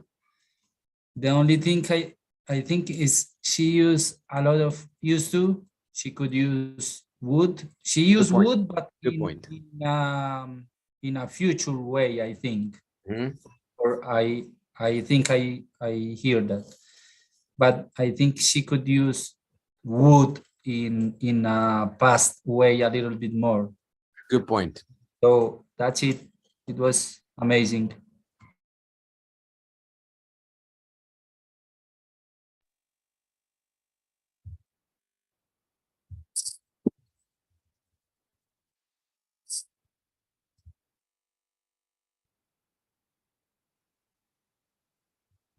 Okay. I think that she used wisely a good sense of humor. I think that there were no jokes there to laugh, but there was humor. I liked it. And she fostered a conversation. She tapped into that memory that we have of ourselves when we were kids. The picture helped a lot too. And my favorite part was the variation of pacing. You know, like she used to skate every weekend or something like that, and then she made it. She highlighted a couple of expressions, a couple of adverbial expressions. She did it very well, just to mark that that was very important to her back in the day.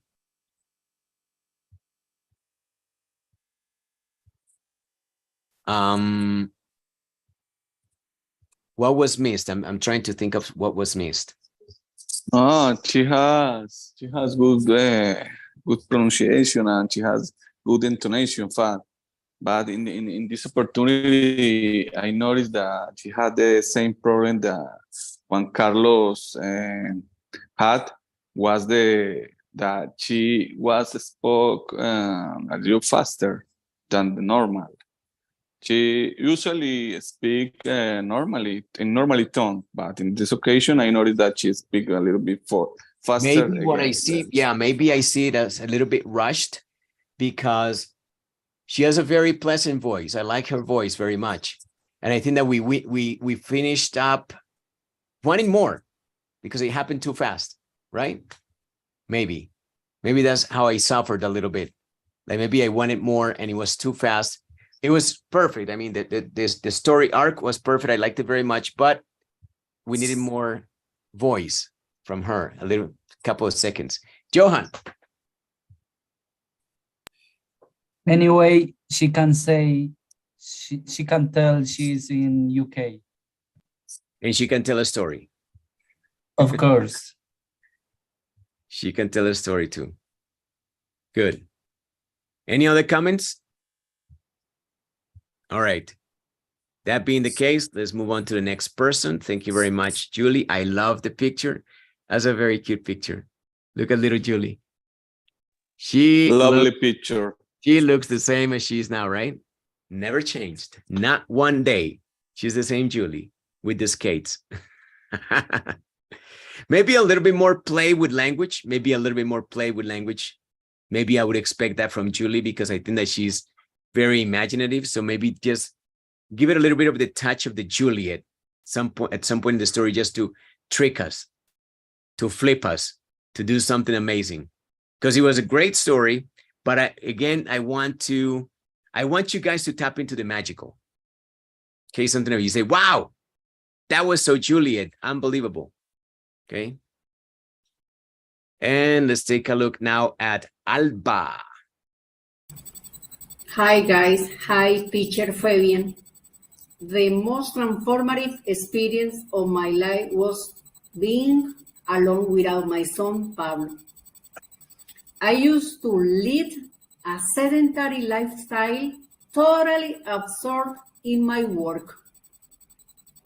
However, that pivotal moment compelled me to prioritize self-care, embark on an area of a regular exercise, make healthier food choices, and seek professional help to treat my tinnitus, a direct result of my sedentary habits and high stress levels.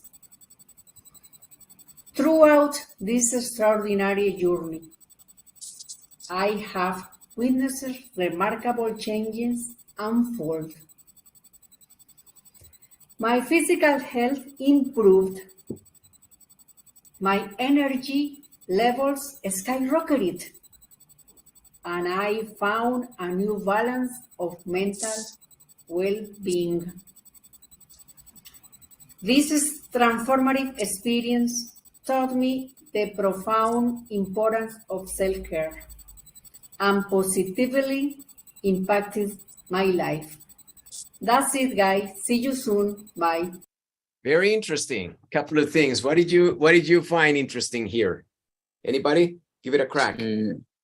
She looks quiet, and I noticed that she take time to express her ideas.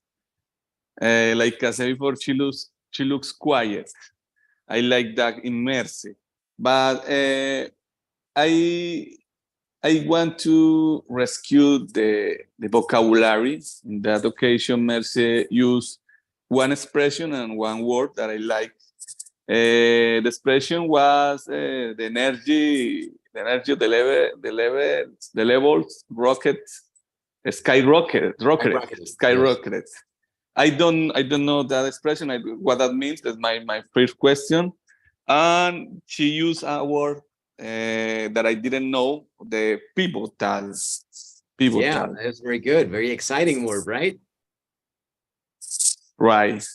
But the first expression part, what that means? To skyrocket. The energy skyrocket, yes. You know, to go beyond the limit. Okay, break the limits. Yeah.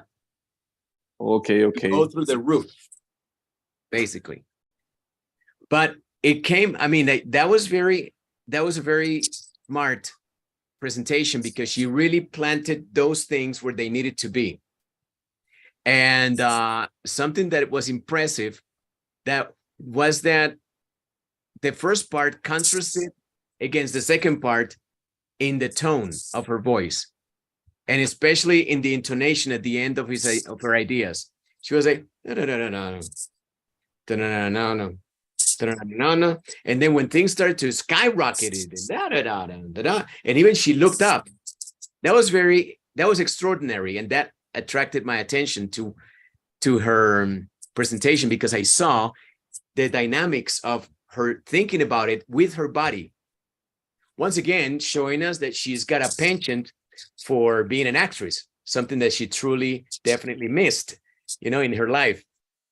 She is very artistic about feeling English, and I like that very much because that's very, I guess, inspiring to us if you pay attention to it.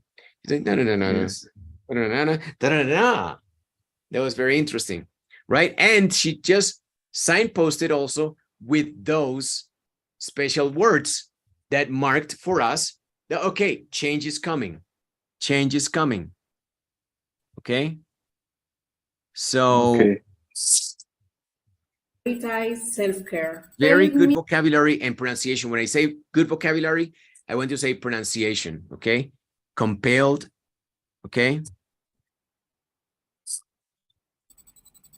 However, that pivotal moment compelled me to prioritize self-care. A lot of good, interesting vocabulary. She's also using ChatGPT, definitely, most likely. And it shows, right? I think the same, yes. On an area of a regular exercise. How about that? Body language. I don't know if she was aware of that or if she planted it. That, because she's like, embark. She's like, oh my God, no, not again. Make healthier food choices and seek professional help to treat my tinnitus, a direct result of my sedentary habits and high stress levels. Something to correct maybe is that she sometimes pauses too much and maybe breaks the semantic block a little bit. I mean, it's unexpected. Da-da, da. And then, oh, okay. That makes sense now. High stress. Stress? Okay. Levels. Oh, levels. Okay, got it. Throughout this extraordinary journey, I have witnessed remarkable changes unfold. And you see the eyes and you see the head moving? Remarkable changes. You see the eyes? Yes. I see it. I saw it. Unfold. And now this is the beginning of change. My physical health improved. My energy levels skyrocketed. That was very convincing. I like that very much. The skyrocketing. I like it very much. And I found a new balance of mental well-being. This transformative experience taught me the profound importance of self-care and positively impacted my life. That's so it's even fun. Now that we do the exercise, maybe try to mirror her. And try to enjoy how she feels about her life. That's more wholesome. Very nice. Very nice, as always, Mercy. Definitely, Mercy. She was to be an actress. She should have been, yeah. Actress. Yes. What? Anything from here, guys? Anything that you see that was her strength, her missed point, her weakness? What do you think?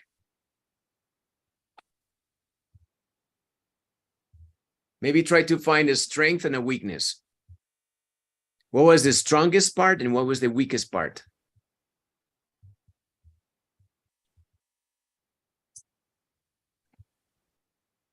I want to say that not by mistake, maybe yes.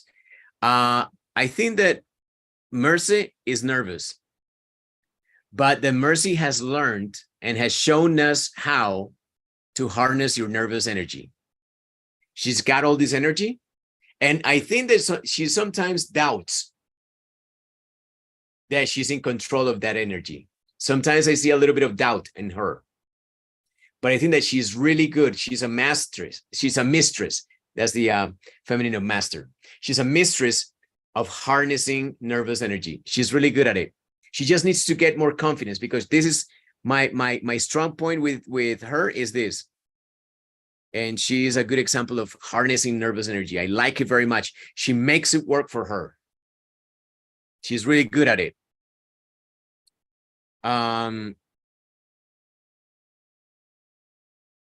What else?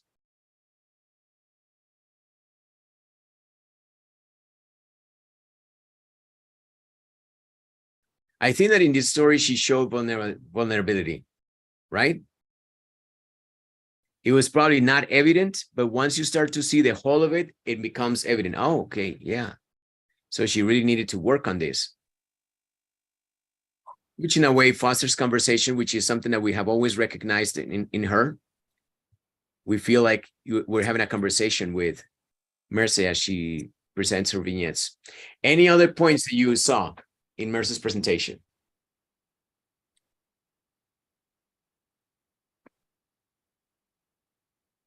Right, so let's say that's it. Let's move on then. Juanca is there. Johan is there. Yeah, they're there and they're not there. They're probably eating. I'm here. Why? A lot of silence, bro. He's saving his energy and his words and his breath for his beloved Paola. Yeah, but no, Merce led me speechless. I don't have anything to say. That's what it is. Yeah. All right. You said everything. Very interesting. All right. Good evening, people. Tonight I'm going to share someone change in my life. So I have always said that the only constant in life is change.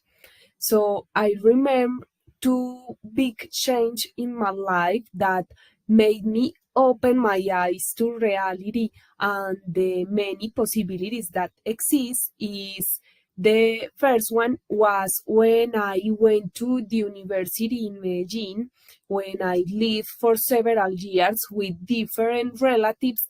This taught me many things. For example, like adapting to family dynamics different from the ones I knew, being patient, empathetic, and also living in a city taught me to understand there are many possibilities, there are many cultures, ways of think, place to know, and dreams to achieve. The second was when Johan and me decided to move in together. It's an important change because living with someone requires respect, love, a lot of communication, and understanding. This taught me to be more relaxed in matters or order in the house, to share space, and to understand how important it is to have a good man as a life partner. Finally, excuse me, so all this experience helped me to improve and build my personality that I am. And that's it, guys. Thanks for listening and good night. I think that he's not such a good man. I have to say that now. Number one, that's a big mistake. He's not a good man because he gave her the cough. Le pegó la tos a la muchacha. Contagious. La pegó. Qué descaro, ¿ah? There you go, ¿ah? Johan, no, tan buen hombre que es. What happened, my friend? Contagious your girlfriend. It's because I give her everyday love. So that's the secret. That is the reason. I'm a good man. I know that Johan is gonna get very jealous, but he shouldn't, because he's a tall man and I'm a short man. So don't be jealous of a short man, okay? That wears glasses. and is bald like you. She looks beautiful. She is fantastic. In this vignette, she looks fantastic. That was an explosion. She explored so many things, and it looked authentic. She looked like she was enjoying it, and she was not doing the enjoyment for us. There was maybe a couple of things that kind of broke the magic, like, oh, she's doing it for us. But for the rest of it, it was like she was doing it because she just loved it. She was having a good time telling us. She sounded great. You know why? She just missed a couple of things at the end of words. Just a couple. You know why? I don't know. You tell us. She has a good man. You're right. No, I'm joking. That I have to agree. I'm joking. She's beautiful. She did great. She looks fantastic. She did it very good. I'm so proud. She told me of Pau. She told me yesterday when she finished and she uploaded, she said something like, "Oh, I forgot to use the used to and would." But she did. She did that. Yeah, she realized. Tell her that she got a big zero because of that. No, she realized that. She said today, so I told Babe that, but I am aware of that. She said that. So. But I like She's the still style. beautiful. Her, I mean, like, she really hooked me. Okay, and it was all achieved through body language. And her pronunciation was on point, like a couple of mistakes, but there was so little. She sounded so well connected, everything. And her body actually helped that sound to sound just legit. It sounded very nice. This is the best vignette that I have seen of Pau, by the way. I loved it. Except that she got to do the thing that she had to do. That is clear. But I liked her expression, her freshness, her glow. Yes. I was gonna say the same that the face said, that Pau always used also I also noticed that the Pau always used her hands when she expressed her ideas. She looks comfortable when she speaks and uses her hands. That is something that I always saw when I watched the vignettes, the Pau vignettes. But I was thinking something that maybe Pau practice with Johan at home. I don't know if Johan can tell me about that, because I noticed that Pau has improved a lot his pronunciation, a lot. Like Kafat say that she has a little bit mispronounced, but she improved a lot her pronunciation. But Barry, you practice, you are practice with Pau constantly? Actually, Johan is there. No. I lost my partner. Nada más las vocales, right, Johan? I'm not here. Johan practices the vowels only, las vocales no más. Oh. Yeah. She let me speechless. She let me speechless too. Very nice. No, yeah, we usually practice and we talk when we are driving, when we are doing other stuff. We are like, how can we say that in English? Or how would you say that?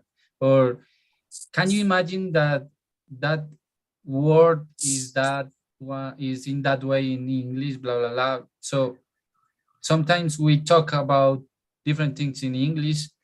We are talking about recall an aspect that we have, and it was talking one day a week in English, or try to talk one day in English.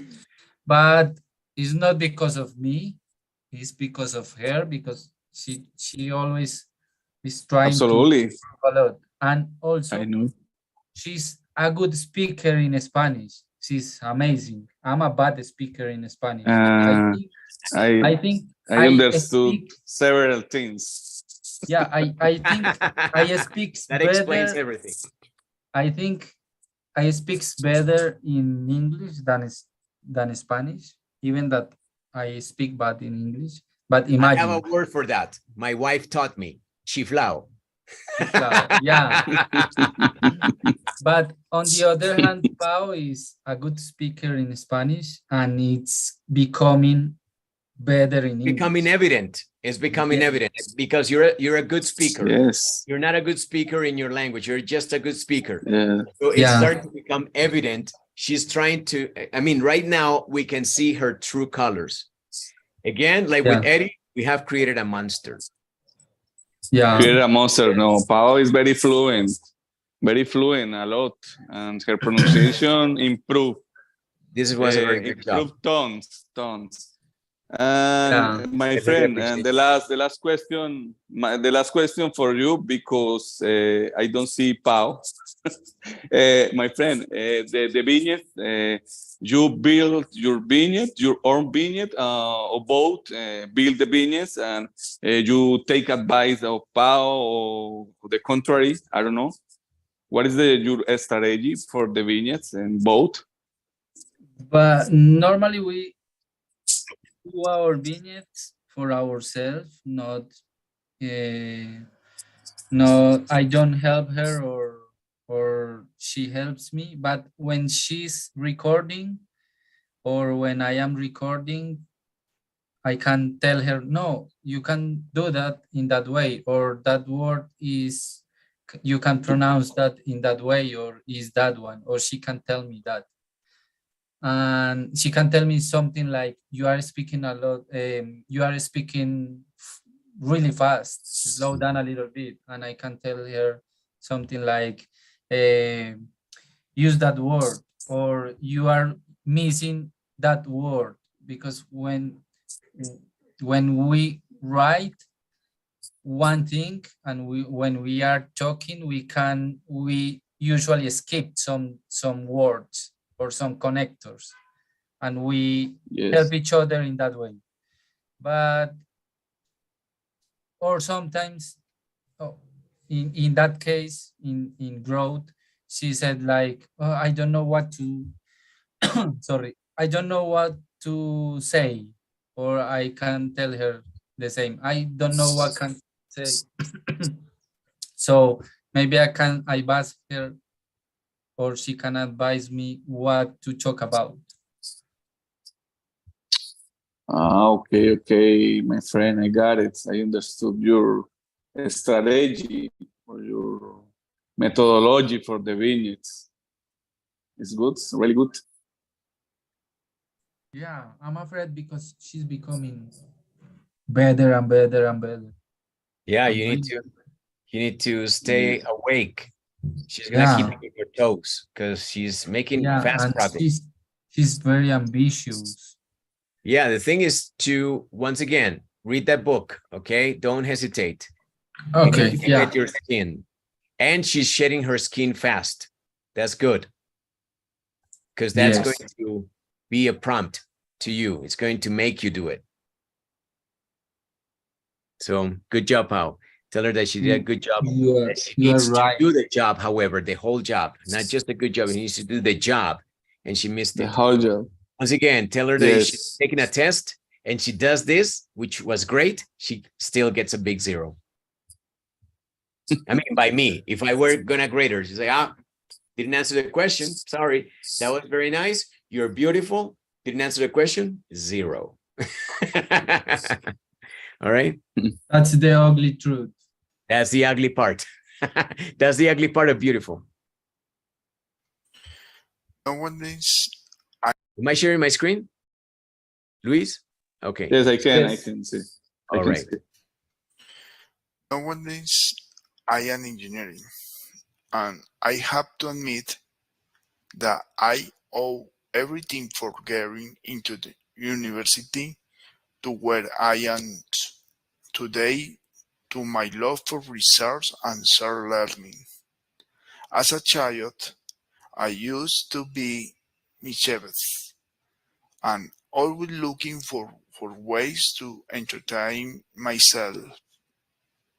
My mom used to say that I was very creative because I always found ways to have fun by building different things. I was also destructive at times. I've been told that I completely destroy a camera and a wristwatch too. Another things that I don't remember very well. When I start my university life, I became interested in math, physics, programming, and engineering books. I was determined to learn, and I knew that this knowledge would serve me well in the future. And so I did. That, thanks to God and my parents, I was able to make the most of my learning discipline, and that's how I got to where I am now. Thank you so much, guys. See you later. Got a couple of interesting things here I saw. Good use vocabulary, new words, well pronounced, a couple of words missed, but I heard new sounds very assertively. At points, I feel that what is ebbing and flowing, you know, like the waves of the ocean, what is ebbing and flowing is his energy. But I start to think in terms of the 15 crayons, I think that sometimes he loses courage or conviction that he's doing a job well, and he gets nervous. He loses the harness or the control on his nervousness because he feels nervous. You can see that. But at some points, he gets it. He's in control. But at some other points, he loses it. So he's like, it's still ebbing and flowing. This is a call for him to harness it, because being nervous is fine. Being scared is fine. You just need to be in control of that energy. And I think that he can do it. I liked it very much. There were a couple of things. Hook at the beginning, definitely. Contrast in the middle, I liked it very much. Like, he was always searching, always very, very, very, inquisitive and curious, but at the same time, very destructive. And he gave us examples. So that was a very interesting, very well formulated contrast in the middle that creates tension.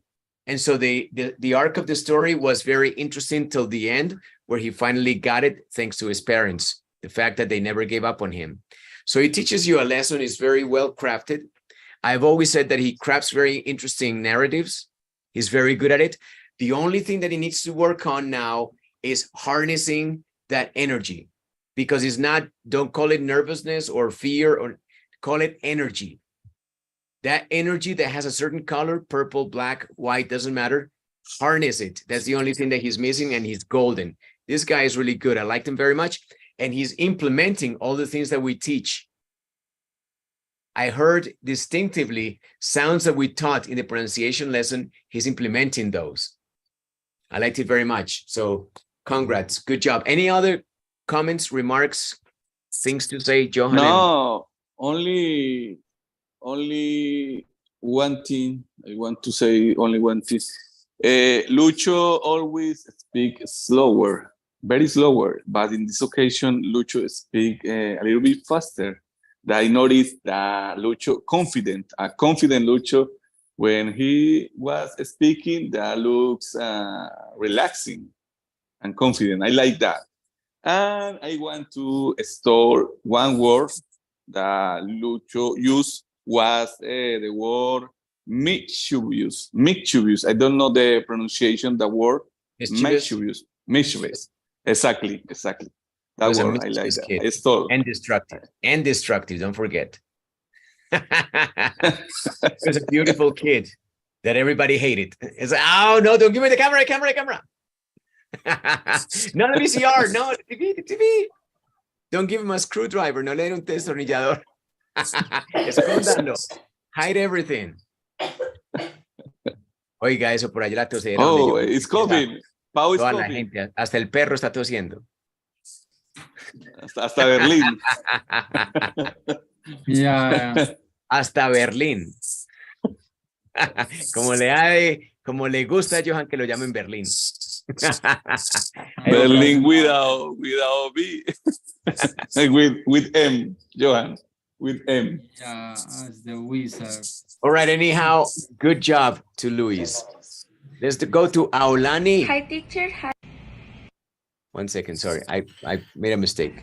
Hi, teacher. Hi, guys. When I was a child, I used to attend dance classes with great enthusiasm, where I learned different styles to dance. I danced everything from ballet to folkloric, jazz, and hip-hop.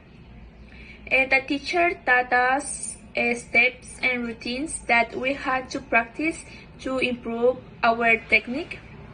However, my school schedule became more demanding, and I had to stop attending dance classes.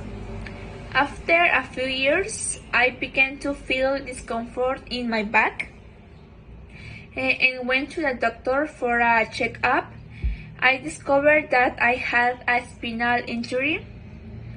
When talking to my parents about this, they reminded me that during my dance classes, the teacher used to force us to do stretches to gain more flexibility. Additionally, she made us do splits until we heard a popping sound. They think that these inappropriate techniques could have contributed to my current injury. Attending dance classes as a child brought me great joy and allowed me to discover my love for dance. However, the lack of proper stretching and the teacher's incorrect technique could have contributed to my current spinal injury. And nowadays, I make sure to do proper stretching exercises and maintain good posture to prevent future injuries. And that's all. Thank you. And that's all. I like that. Okay. Comments?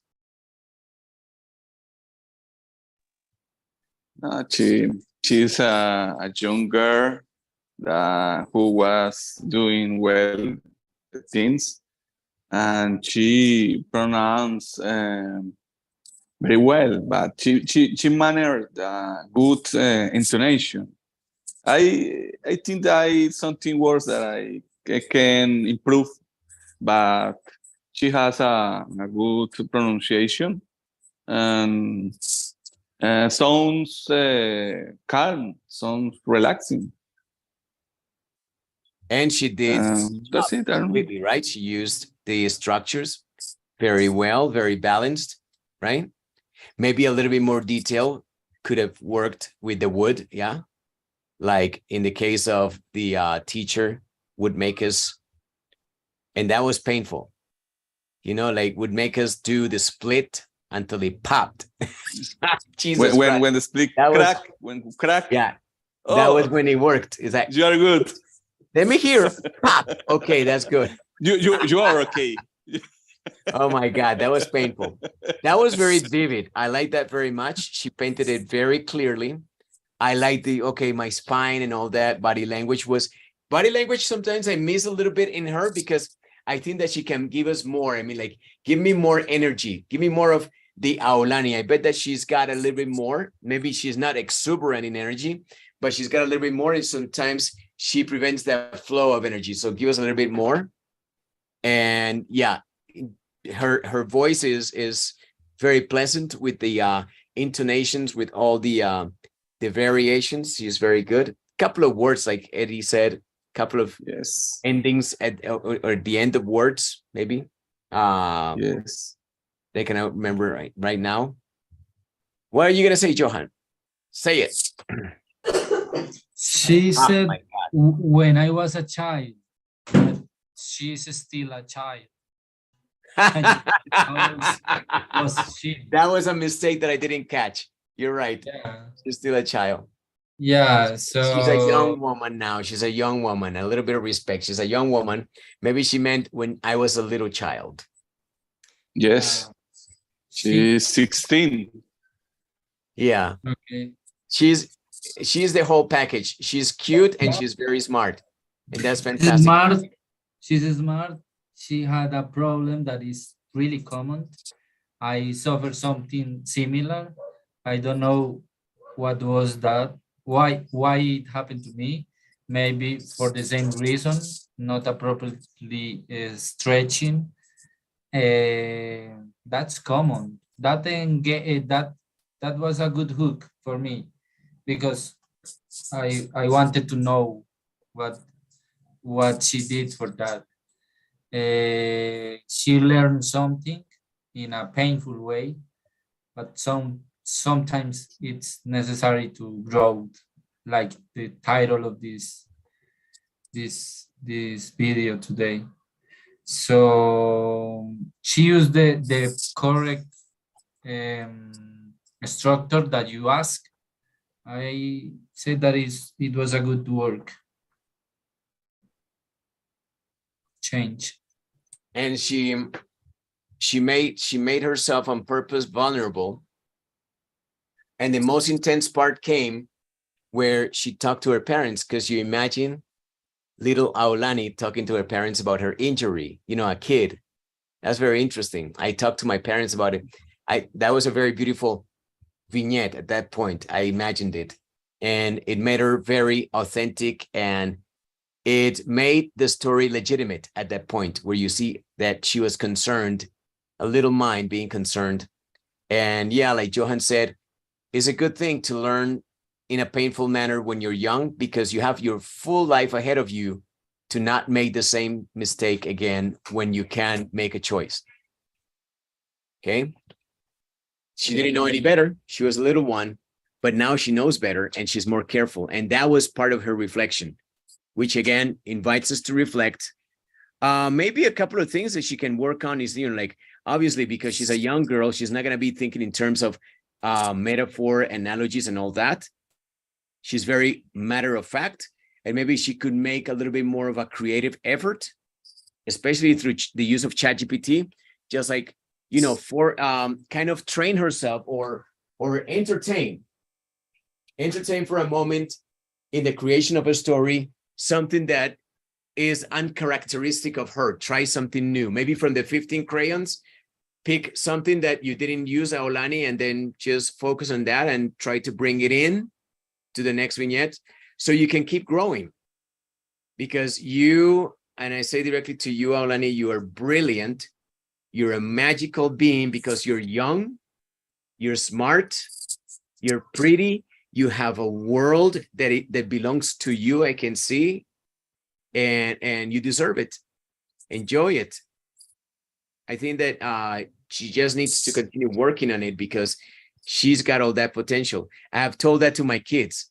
Takes me back to my kids. When you have smart kids, of course, yeah. How could I have stupid kids, right? Everybody has smart kids, but I can see the smart in my kids. Everybody has, you know, like a special something. And so I see the smart in my older kid is very, very streetwise. He knows how to behave with people of different kinds of people. He's very good at it. Calculator. He's a communicator. That's his major in school, and he's a very good communicator. But sometimes he gets comfortable in that. Is that he's good, so he gets comfortable and he doesn't continue working. You need to continue to develop. Otherwise, you stay stagnant, and things that don't move tend to regress. And so if you see the thing in some, he could have been there, but no, he's still stuck here, or even worse, he regressed. That's something that happens when you are good. You just relax. And I'm not saying that that's the case with Aulani, but I'm just I want to push her to get out of comfort, because she's got a very strong comfort. She's really, really good. She did the job. She did it well. She amazed. She is memorable. She's a legend. But being a legend doesn't guarantee that you stay a legend. And I want that for her. I wanted to stay a legend. So always keep ahead of yourself and keep on working and experimenting with things that are not legitimate, your normal thing. Just to be different is nice sometimes. So yeah, that was very good, as always. And I want to say something. Yeah, say something. I want to say something. Thanks goodness David didn't hear that history, because it was terrible for him. Hear that David, because the David is chiropractic. Oh yeah. You remember, Fab? Yeah, David is chiropractic. That would be good for him. David hear the crack. You are okay. Oh yeah, for him it's okay. I want to say something.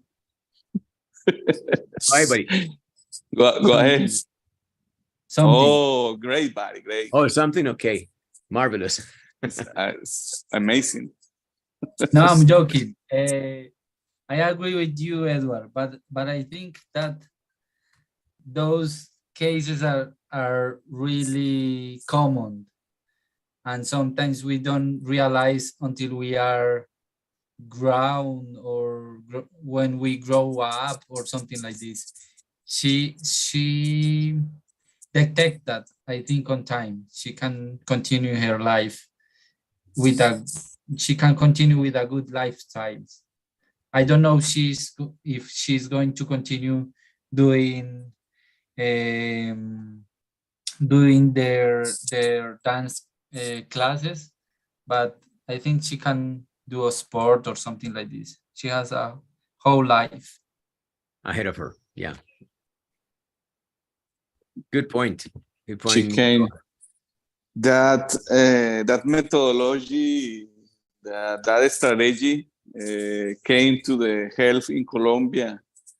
That the doctors lost her job. Now came that kind of person that fixed the column with a crack. That's a good analogy. It's new. Do it till it cracks. Thanks to Petro. That's new for the new strategy for health. Do it till it cracks. Okay. All right. Let's go on now to Antonella from Argentina. Hello, everyone. Today I want to share with you one of the biggest butterfly effects I have noticed in my life. As I reflected on my experiences during adolescence, I realized that some of them attracted negative feelings and thoughts, leading me to have lower self-esteem. Then, one day, my therapist suggested that I take dance classes. It was a turning point in my life. The feeling of liberation and joy I experienced while dancing is indescribable. Since then, whatever negative thoughts try to overpower me, I turn on music and dance even if I'm alone. Dancing is not only a form expression, but also an excellent exercise that helps me stay physically fit and maintain a healthy weight. Furthermore, dancing has helped me form new relationships and maintain a healthy, active, and proactive social life.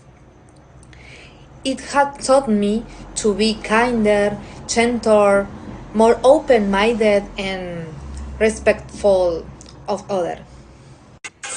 In short, dancing has improved my self-esteem while creating new bonds of friendship and increasing self-confidence. Therefore, I would encourage anyone struggling with self-esteem issues or scheme to improve their social life to consider dancing.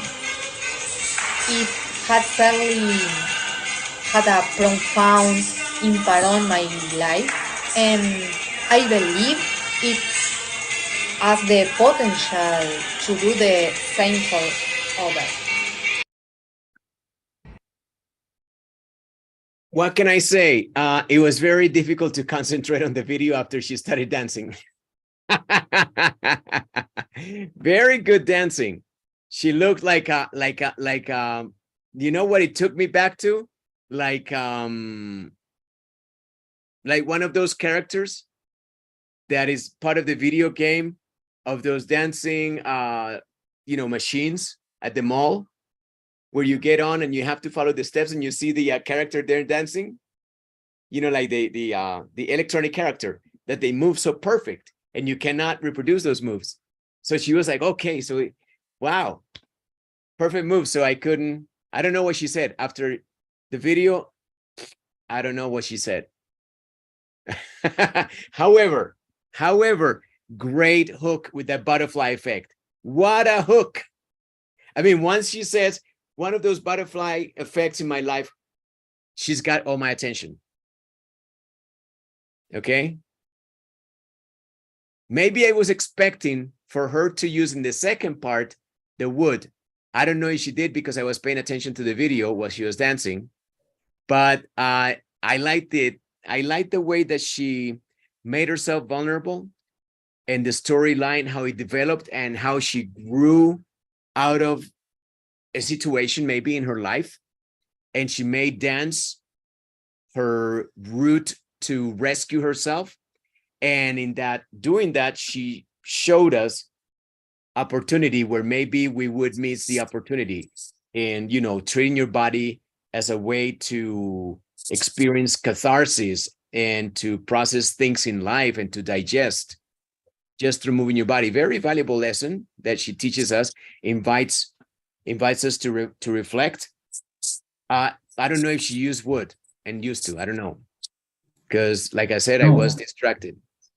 No, I was going to say that I think that she didn't use that, but as you said, it was a good story, and I agree with that. We don't necessarily have to go to a therapist or to an expert of psychiatry, so something like this.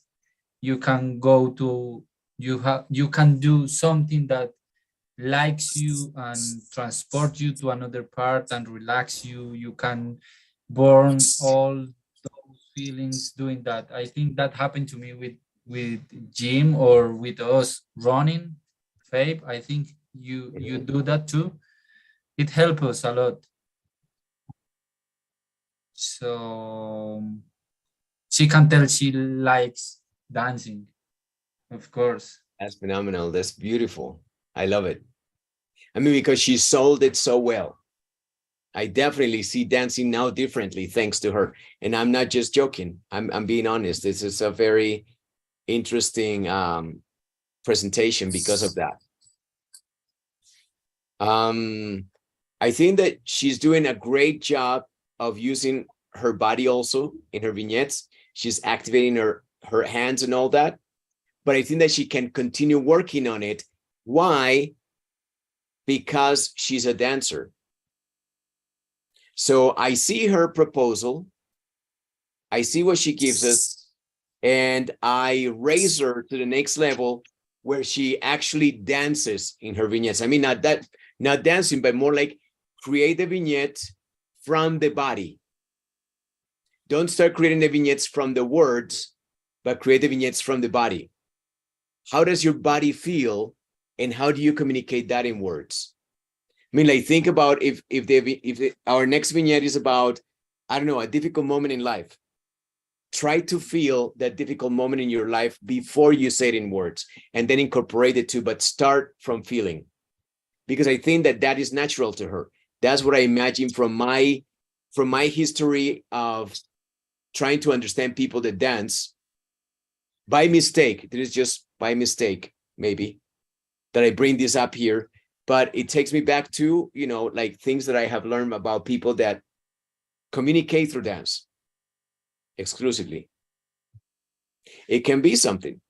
I mean, like if she's doing a good job of using her nonverbal communication in her vignettes, which she does, how about she consciously raises the bar on that and does something legendary, truly magic?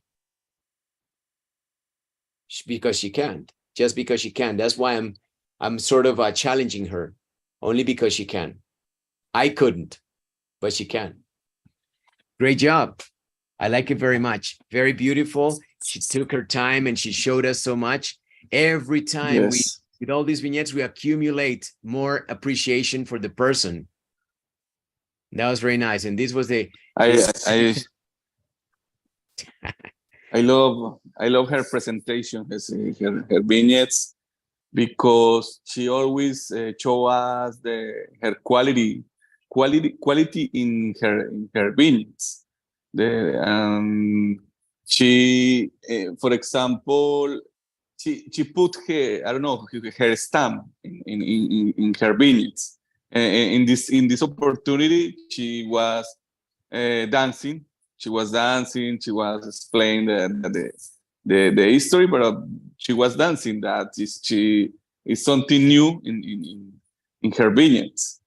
I like that kind of things of Anto. And I'm gonna recommend Anto a book. I hope that she watches this video and she knows that there's a book for her, but I'm gonna connect that also. I'm gonna try to find the book because I don't have my external disc today. I loaned it to somebody. So see if I can finally get Curb Your Enthusiasm, my friend, the one with all the collection. I handed the disc to him today, and hopefully he's gonna get all of the seasons on that disc and I can use it with you guys. So I don't have my disc where I have all my books, but I'm gonna try to find a copy of Twyla Tharp, The Creative Habit. She's the most celebrated choreographer in America, or she was. So historically, she has been the most celebrated choreographer, and that could be something that maybe Anto could relate to. So I'm gonna recommend that book to her now that she showed us that dancing is a way to communicate and a way to maybe forget, forgive, digest, understand, tolerate, to live. And as always, Anto leaves a beautiful message. She's great at doing that. You know, like our foreigners, you know, like Juanpa and Pao, for example, they're really good at, Juanpa and Antonella are really good at doing this. And I appreciate that. However, that doesn't add, it doesn't add or take away from the fact that she didn't do the job completely. So definitely focus on delivering, used to and would, just because that's going to be on the test one day. But great job. Okay. So that was this was humor, okay? It is also humor. I want you to appreciate this is humor. And I want to invite Anto to go over the list of the 15 crayons and see where she can push herself out to find new comfort. And find alone. And definitely she gets the dancing, and I don't know what she said afterwards. New bond of friendship and oh yeah, good girl. And it was like therefore I would encourage anyone strongly. Good dancer. She's a very good dancer. That's what I want to say. Couldn't take my eyes off her. Good dancer. All right, let's go on to our last one. This one was turned in late, but it counts. We got the Berna. and he always impresses. He always surprises. The voice. He's always fresh. Let's see what he's gonna do today.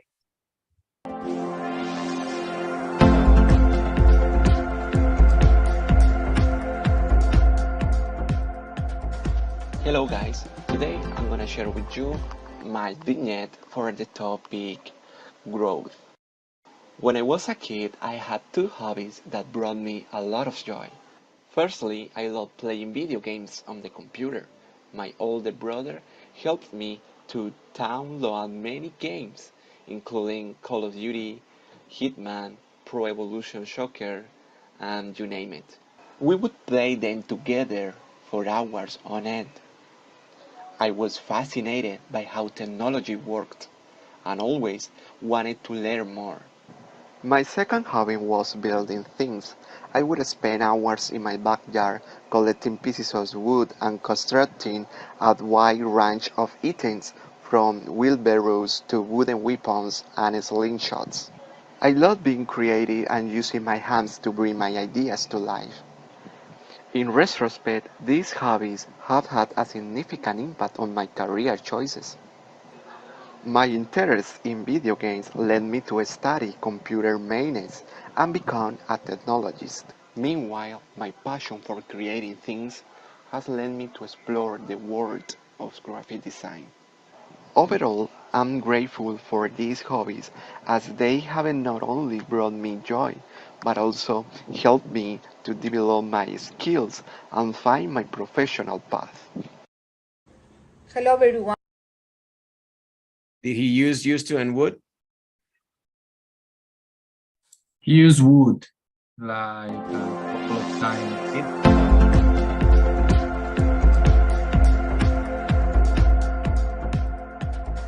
Hello guys, today I'm gonna share with you my vignette for the topic growth.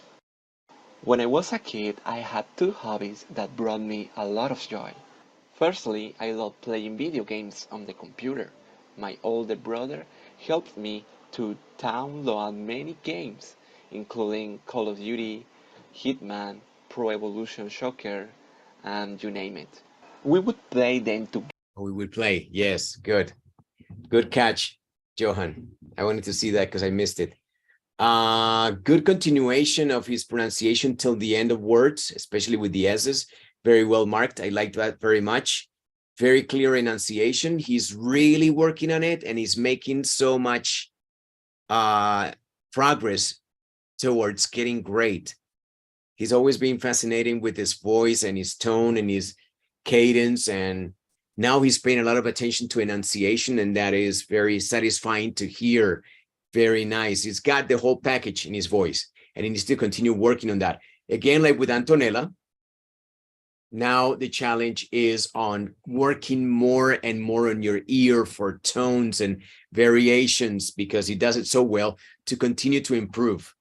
So that is his forte, or his forte. Some people say it's not forte because that's Italian, but that's where it comes from, or his forte would be more like appropriate to American. But either way, that's what he does very well, and we want to see more of that.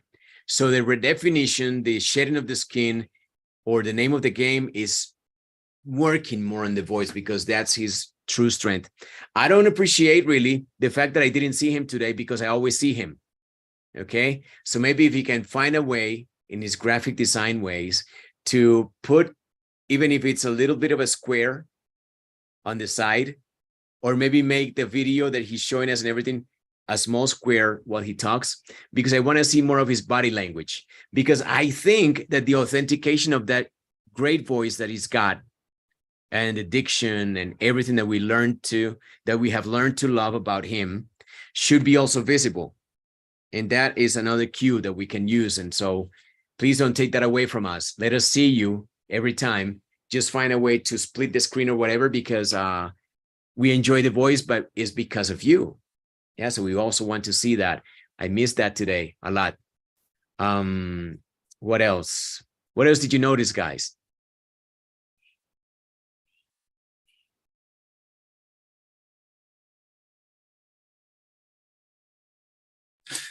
I think you said the same I was going to say. And again, I think that what we need to do is focus on establishing that conversation. Sorry, Johan, I'm gonna let you talk in a second.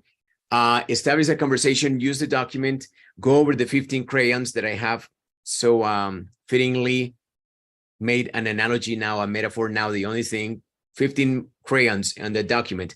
Go over them. Where is your comfort? And what other comfort areas can you develop? You know, like start working on that. The new colors as a designer, as a graphic designer would. Yeah, as you said, I think he make a hook with the video games things on me, because I like that too. He made something like unlock memory on me on those days. Actually,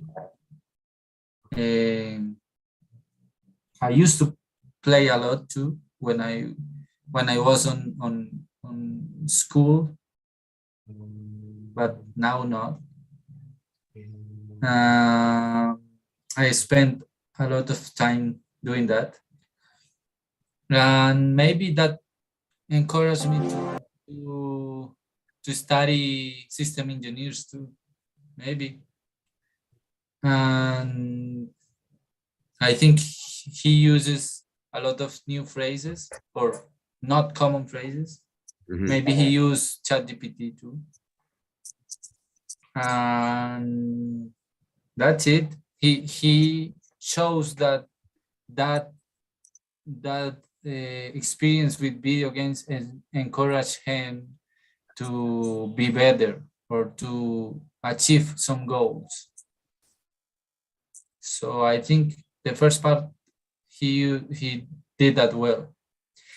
I would like him to used to at the beginning, but it was good.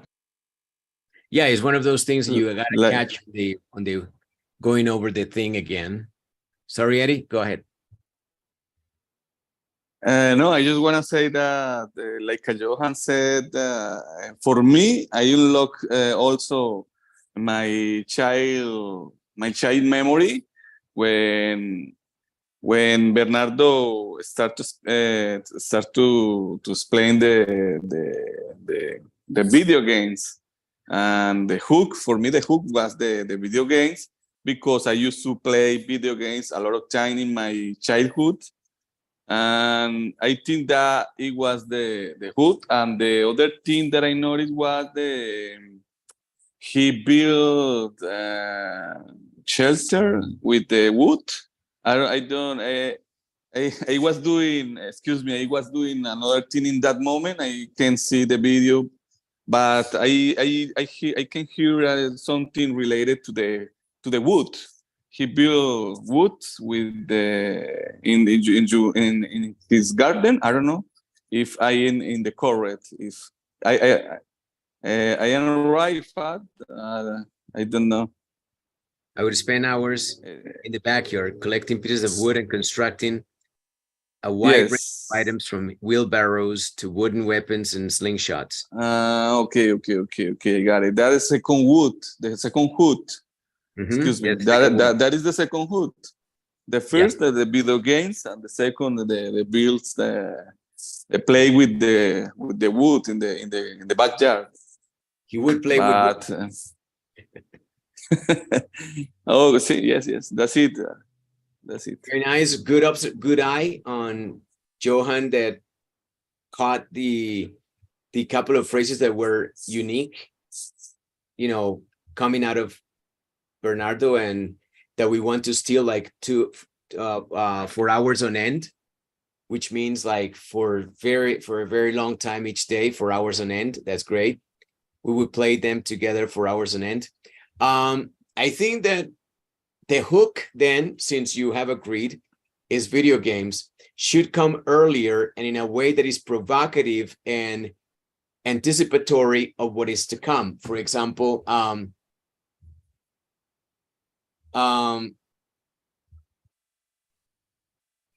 I'm going to school to be a graphic designer. And this probably came out of my love of video games as a child. Something like that.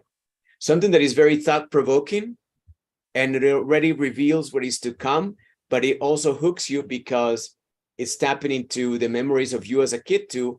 Many of you were, not me, I'm not including myself because I'm from an older generation and video games were very exclusive. I needed to go to my rich friends' houses when my parents brought me there to play. So I never had a video game in my life. Thank God. But bad also because when I finally had it, when I was older, I wouldn't let my son play. And maybe I'm paying the consequences now. He doesn't let me play. What about Jacob and Roderick? Oh, they're crazy. Roderick and Greg. Arturo, what Roderick? Sorry, Arturo, Roderick. I was thinking in Wikipedia. Arturo and Jacob. What about they used to play video games. They love playing Fortnite and all that crap. But I don't play video games anymore. I had that patch in my life where I needed to kind of do catharsis of what I didn't do as a child, but I'm over it now, my friend. I'm not interested in video games. Johan has something. I didn't have video games too. I would go to places where one paid to play. So I didn't have, to maquinitas. What did you call them there in Tolima? Maquinitas? No. Arcada. No, I don't know actually. The arcade. We call that like the name of the place. In that place were Edwin Games, so something like this. The owner, the name of the owner was Edwin. So if I had a video game place, I would call it Idiots. Yeah. I would call it Get Alive. So we were there and pay for playing Play 1, Play 2, and Xbox, and also Nintendo. Those places are horrible, man. They smell like ass. Everywhere you go, those places smell like ass. Actually, I used to go. That place had air conditioned and smell look good. It was like a luxury place, something like this. Oh wow! Only in Tolima. Yeah, and we used to skip classes. Oh, that explains a lot. Yeah, but we skipped classes when we had I forgot the name. Chemistry. You were a good student, my friend. Test. Yeah, when we had passed all the subjects, so we take that in advantage and go to play video games. And one day, my aunt saw me getting in there, and they booked your ass. And she told my mom, "Take out your hair."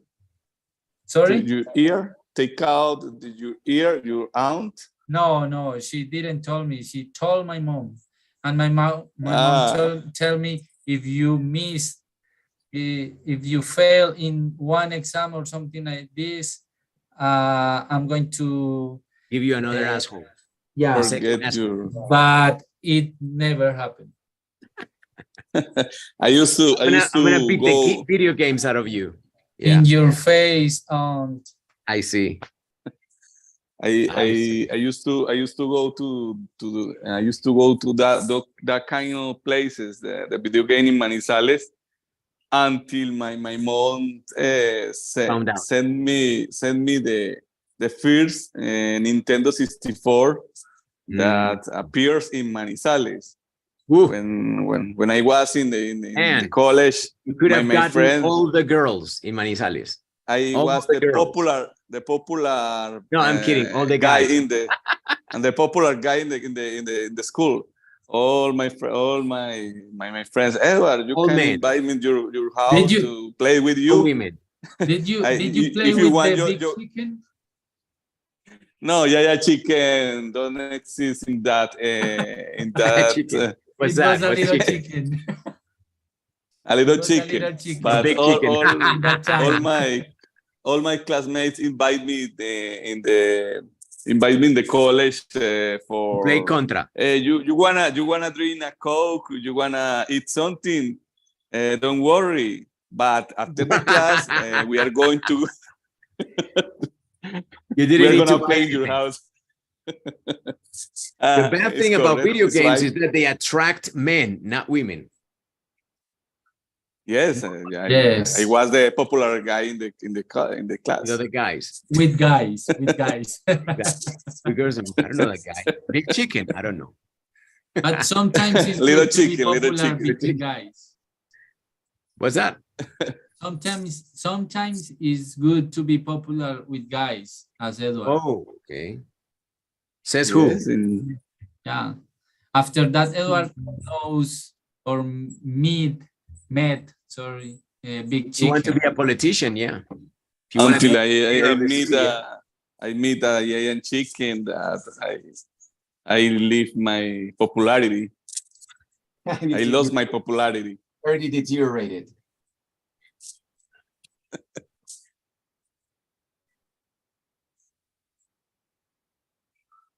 All right, guys.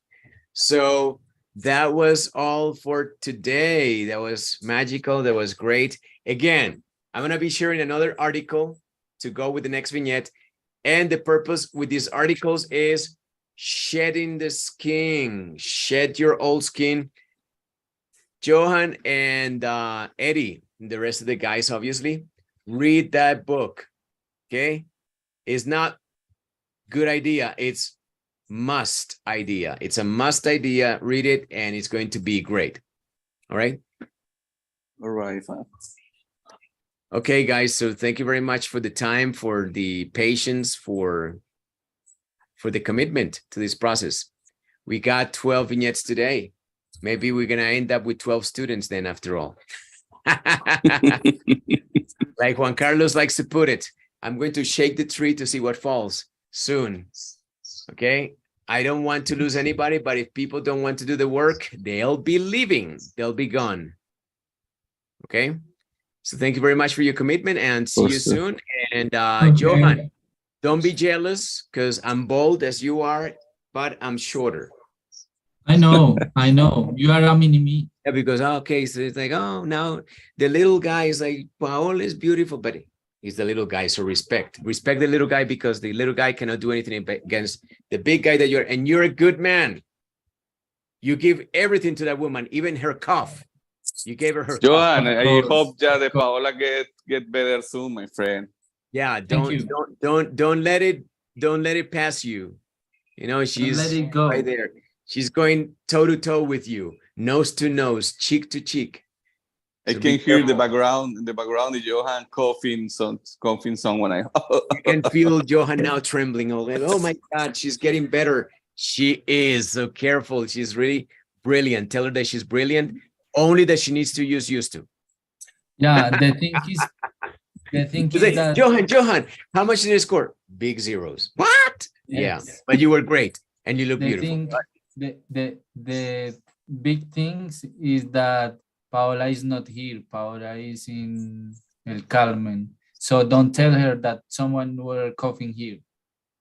Delete. Really? Someone. Delete that video. Delete that video. Oh my God, who's there coughing? Editing video. What? If it's not Paola or it's not Berlin, who is it? It's confused. You can explain that situation, Johan. You're right.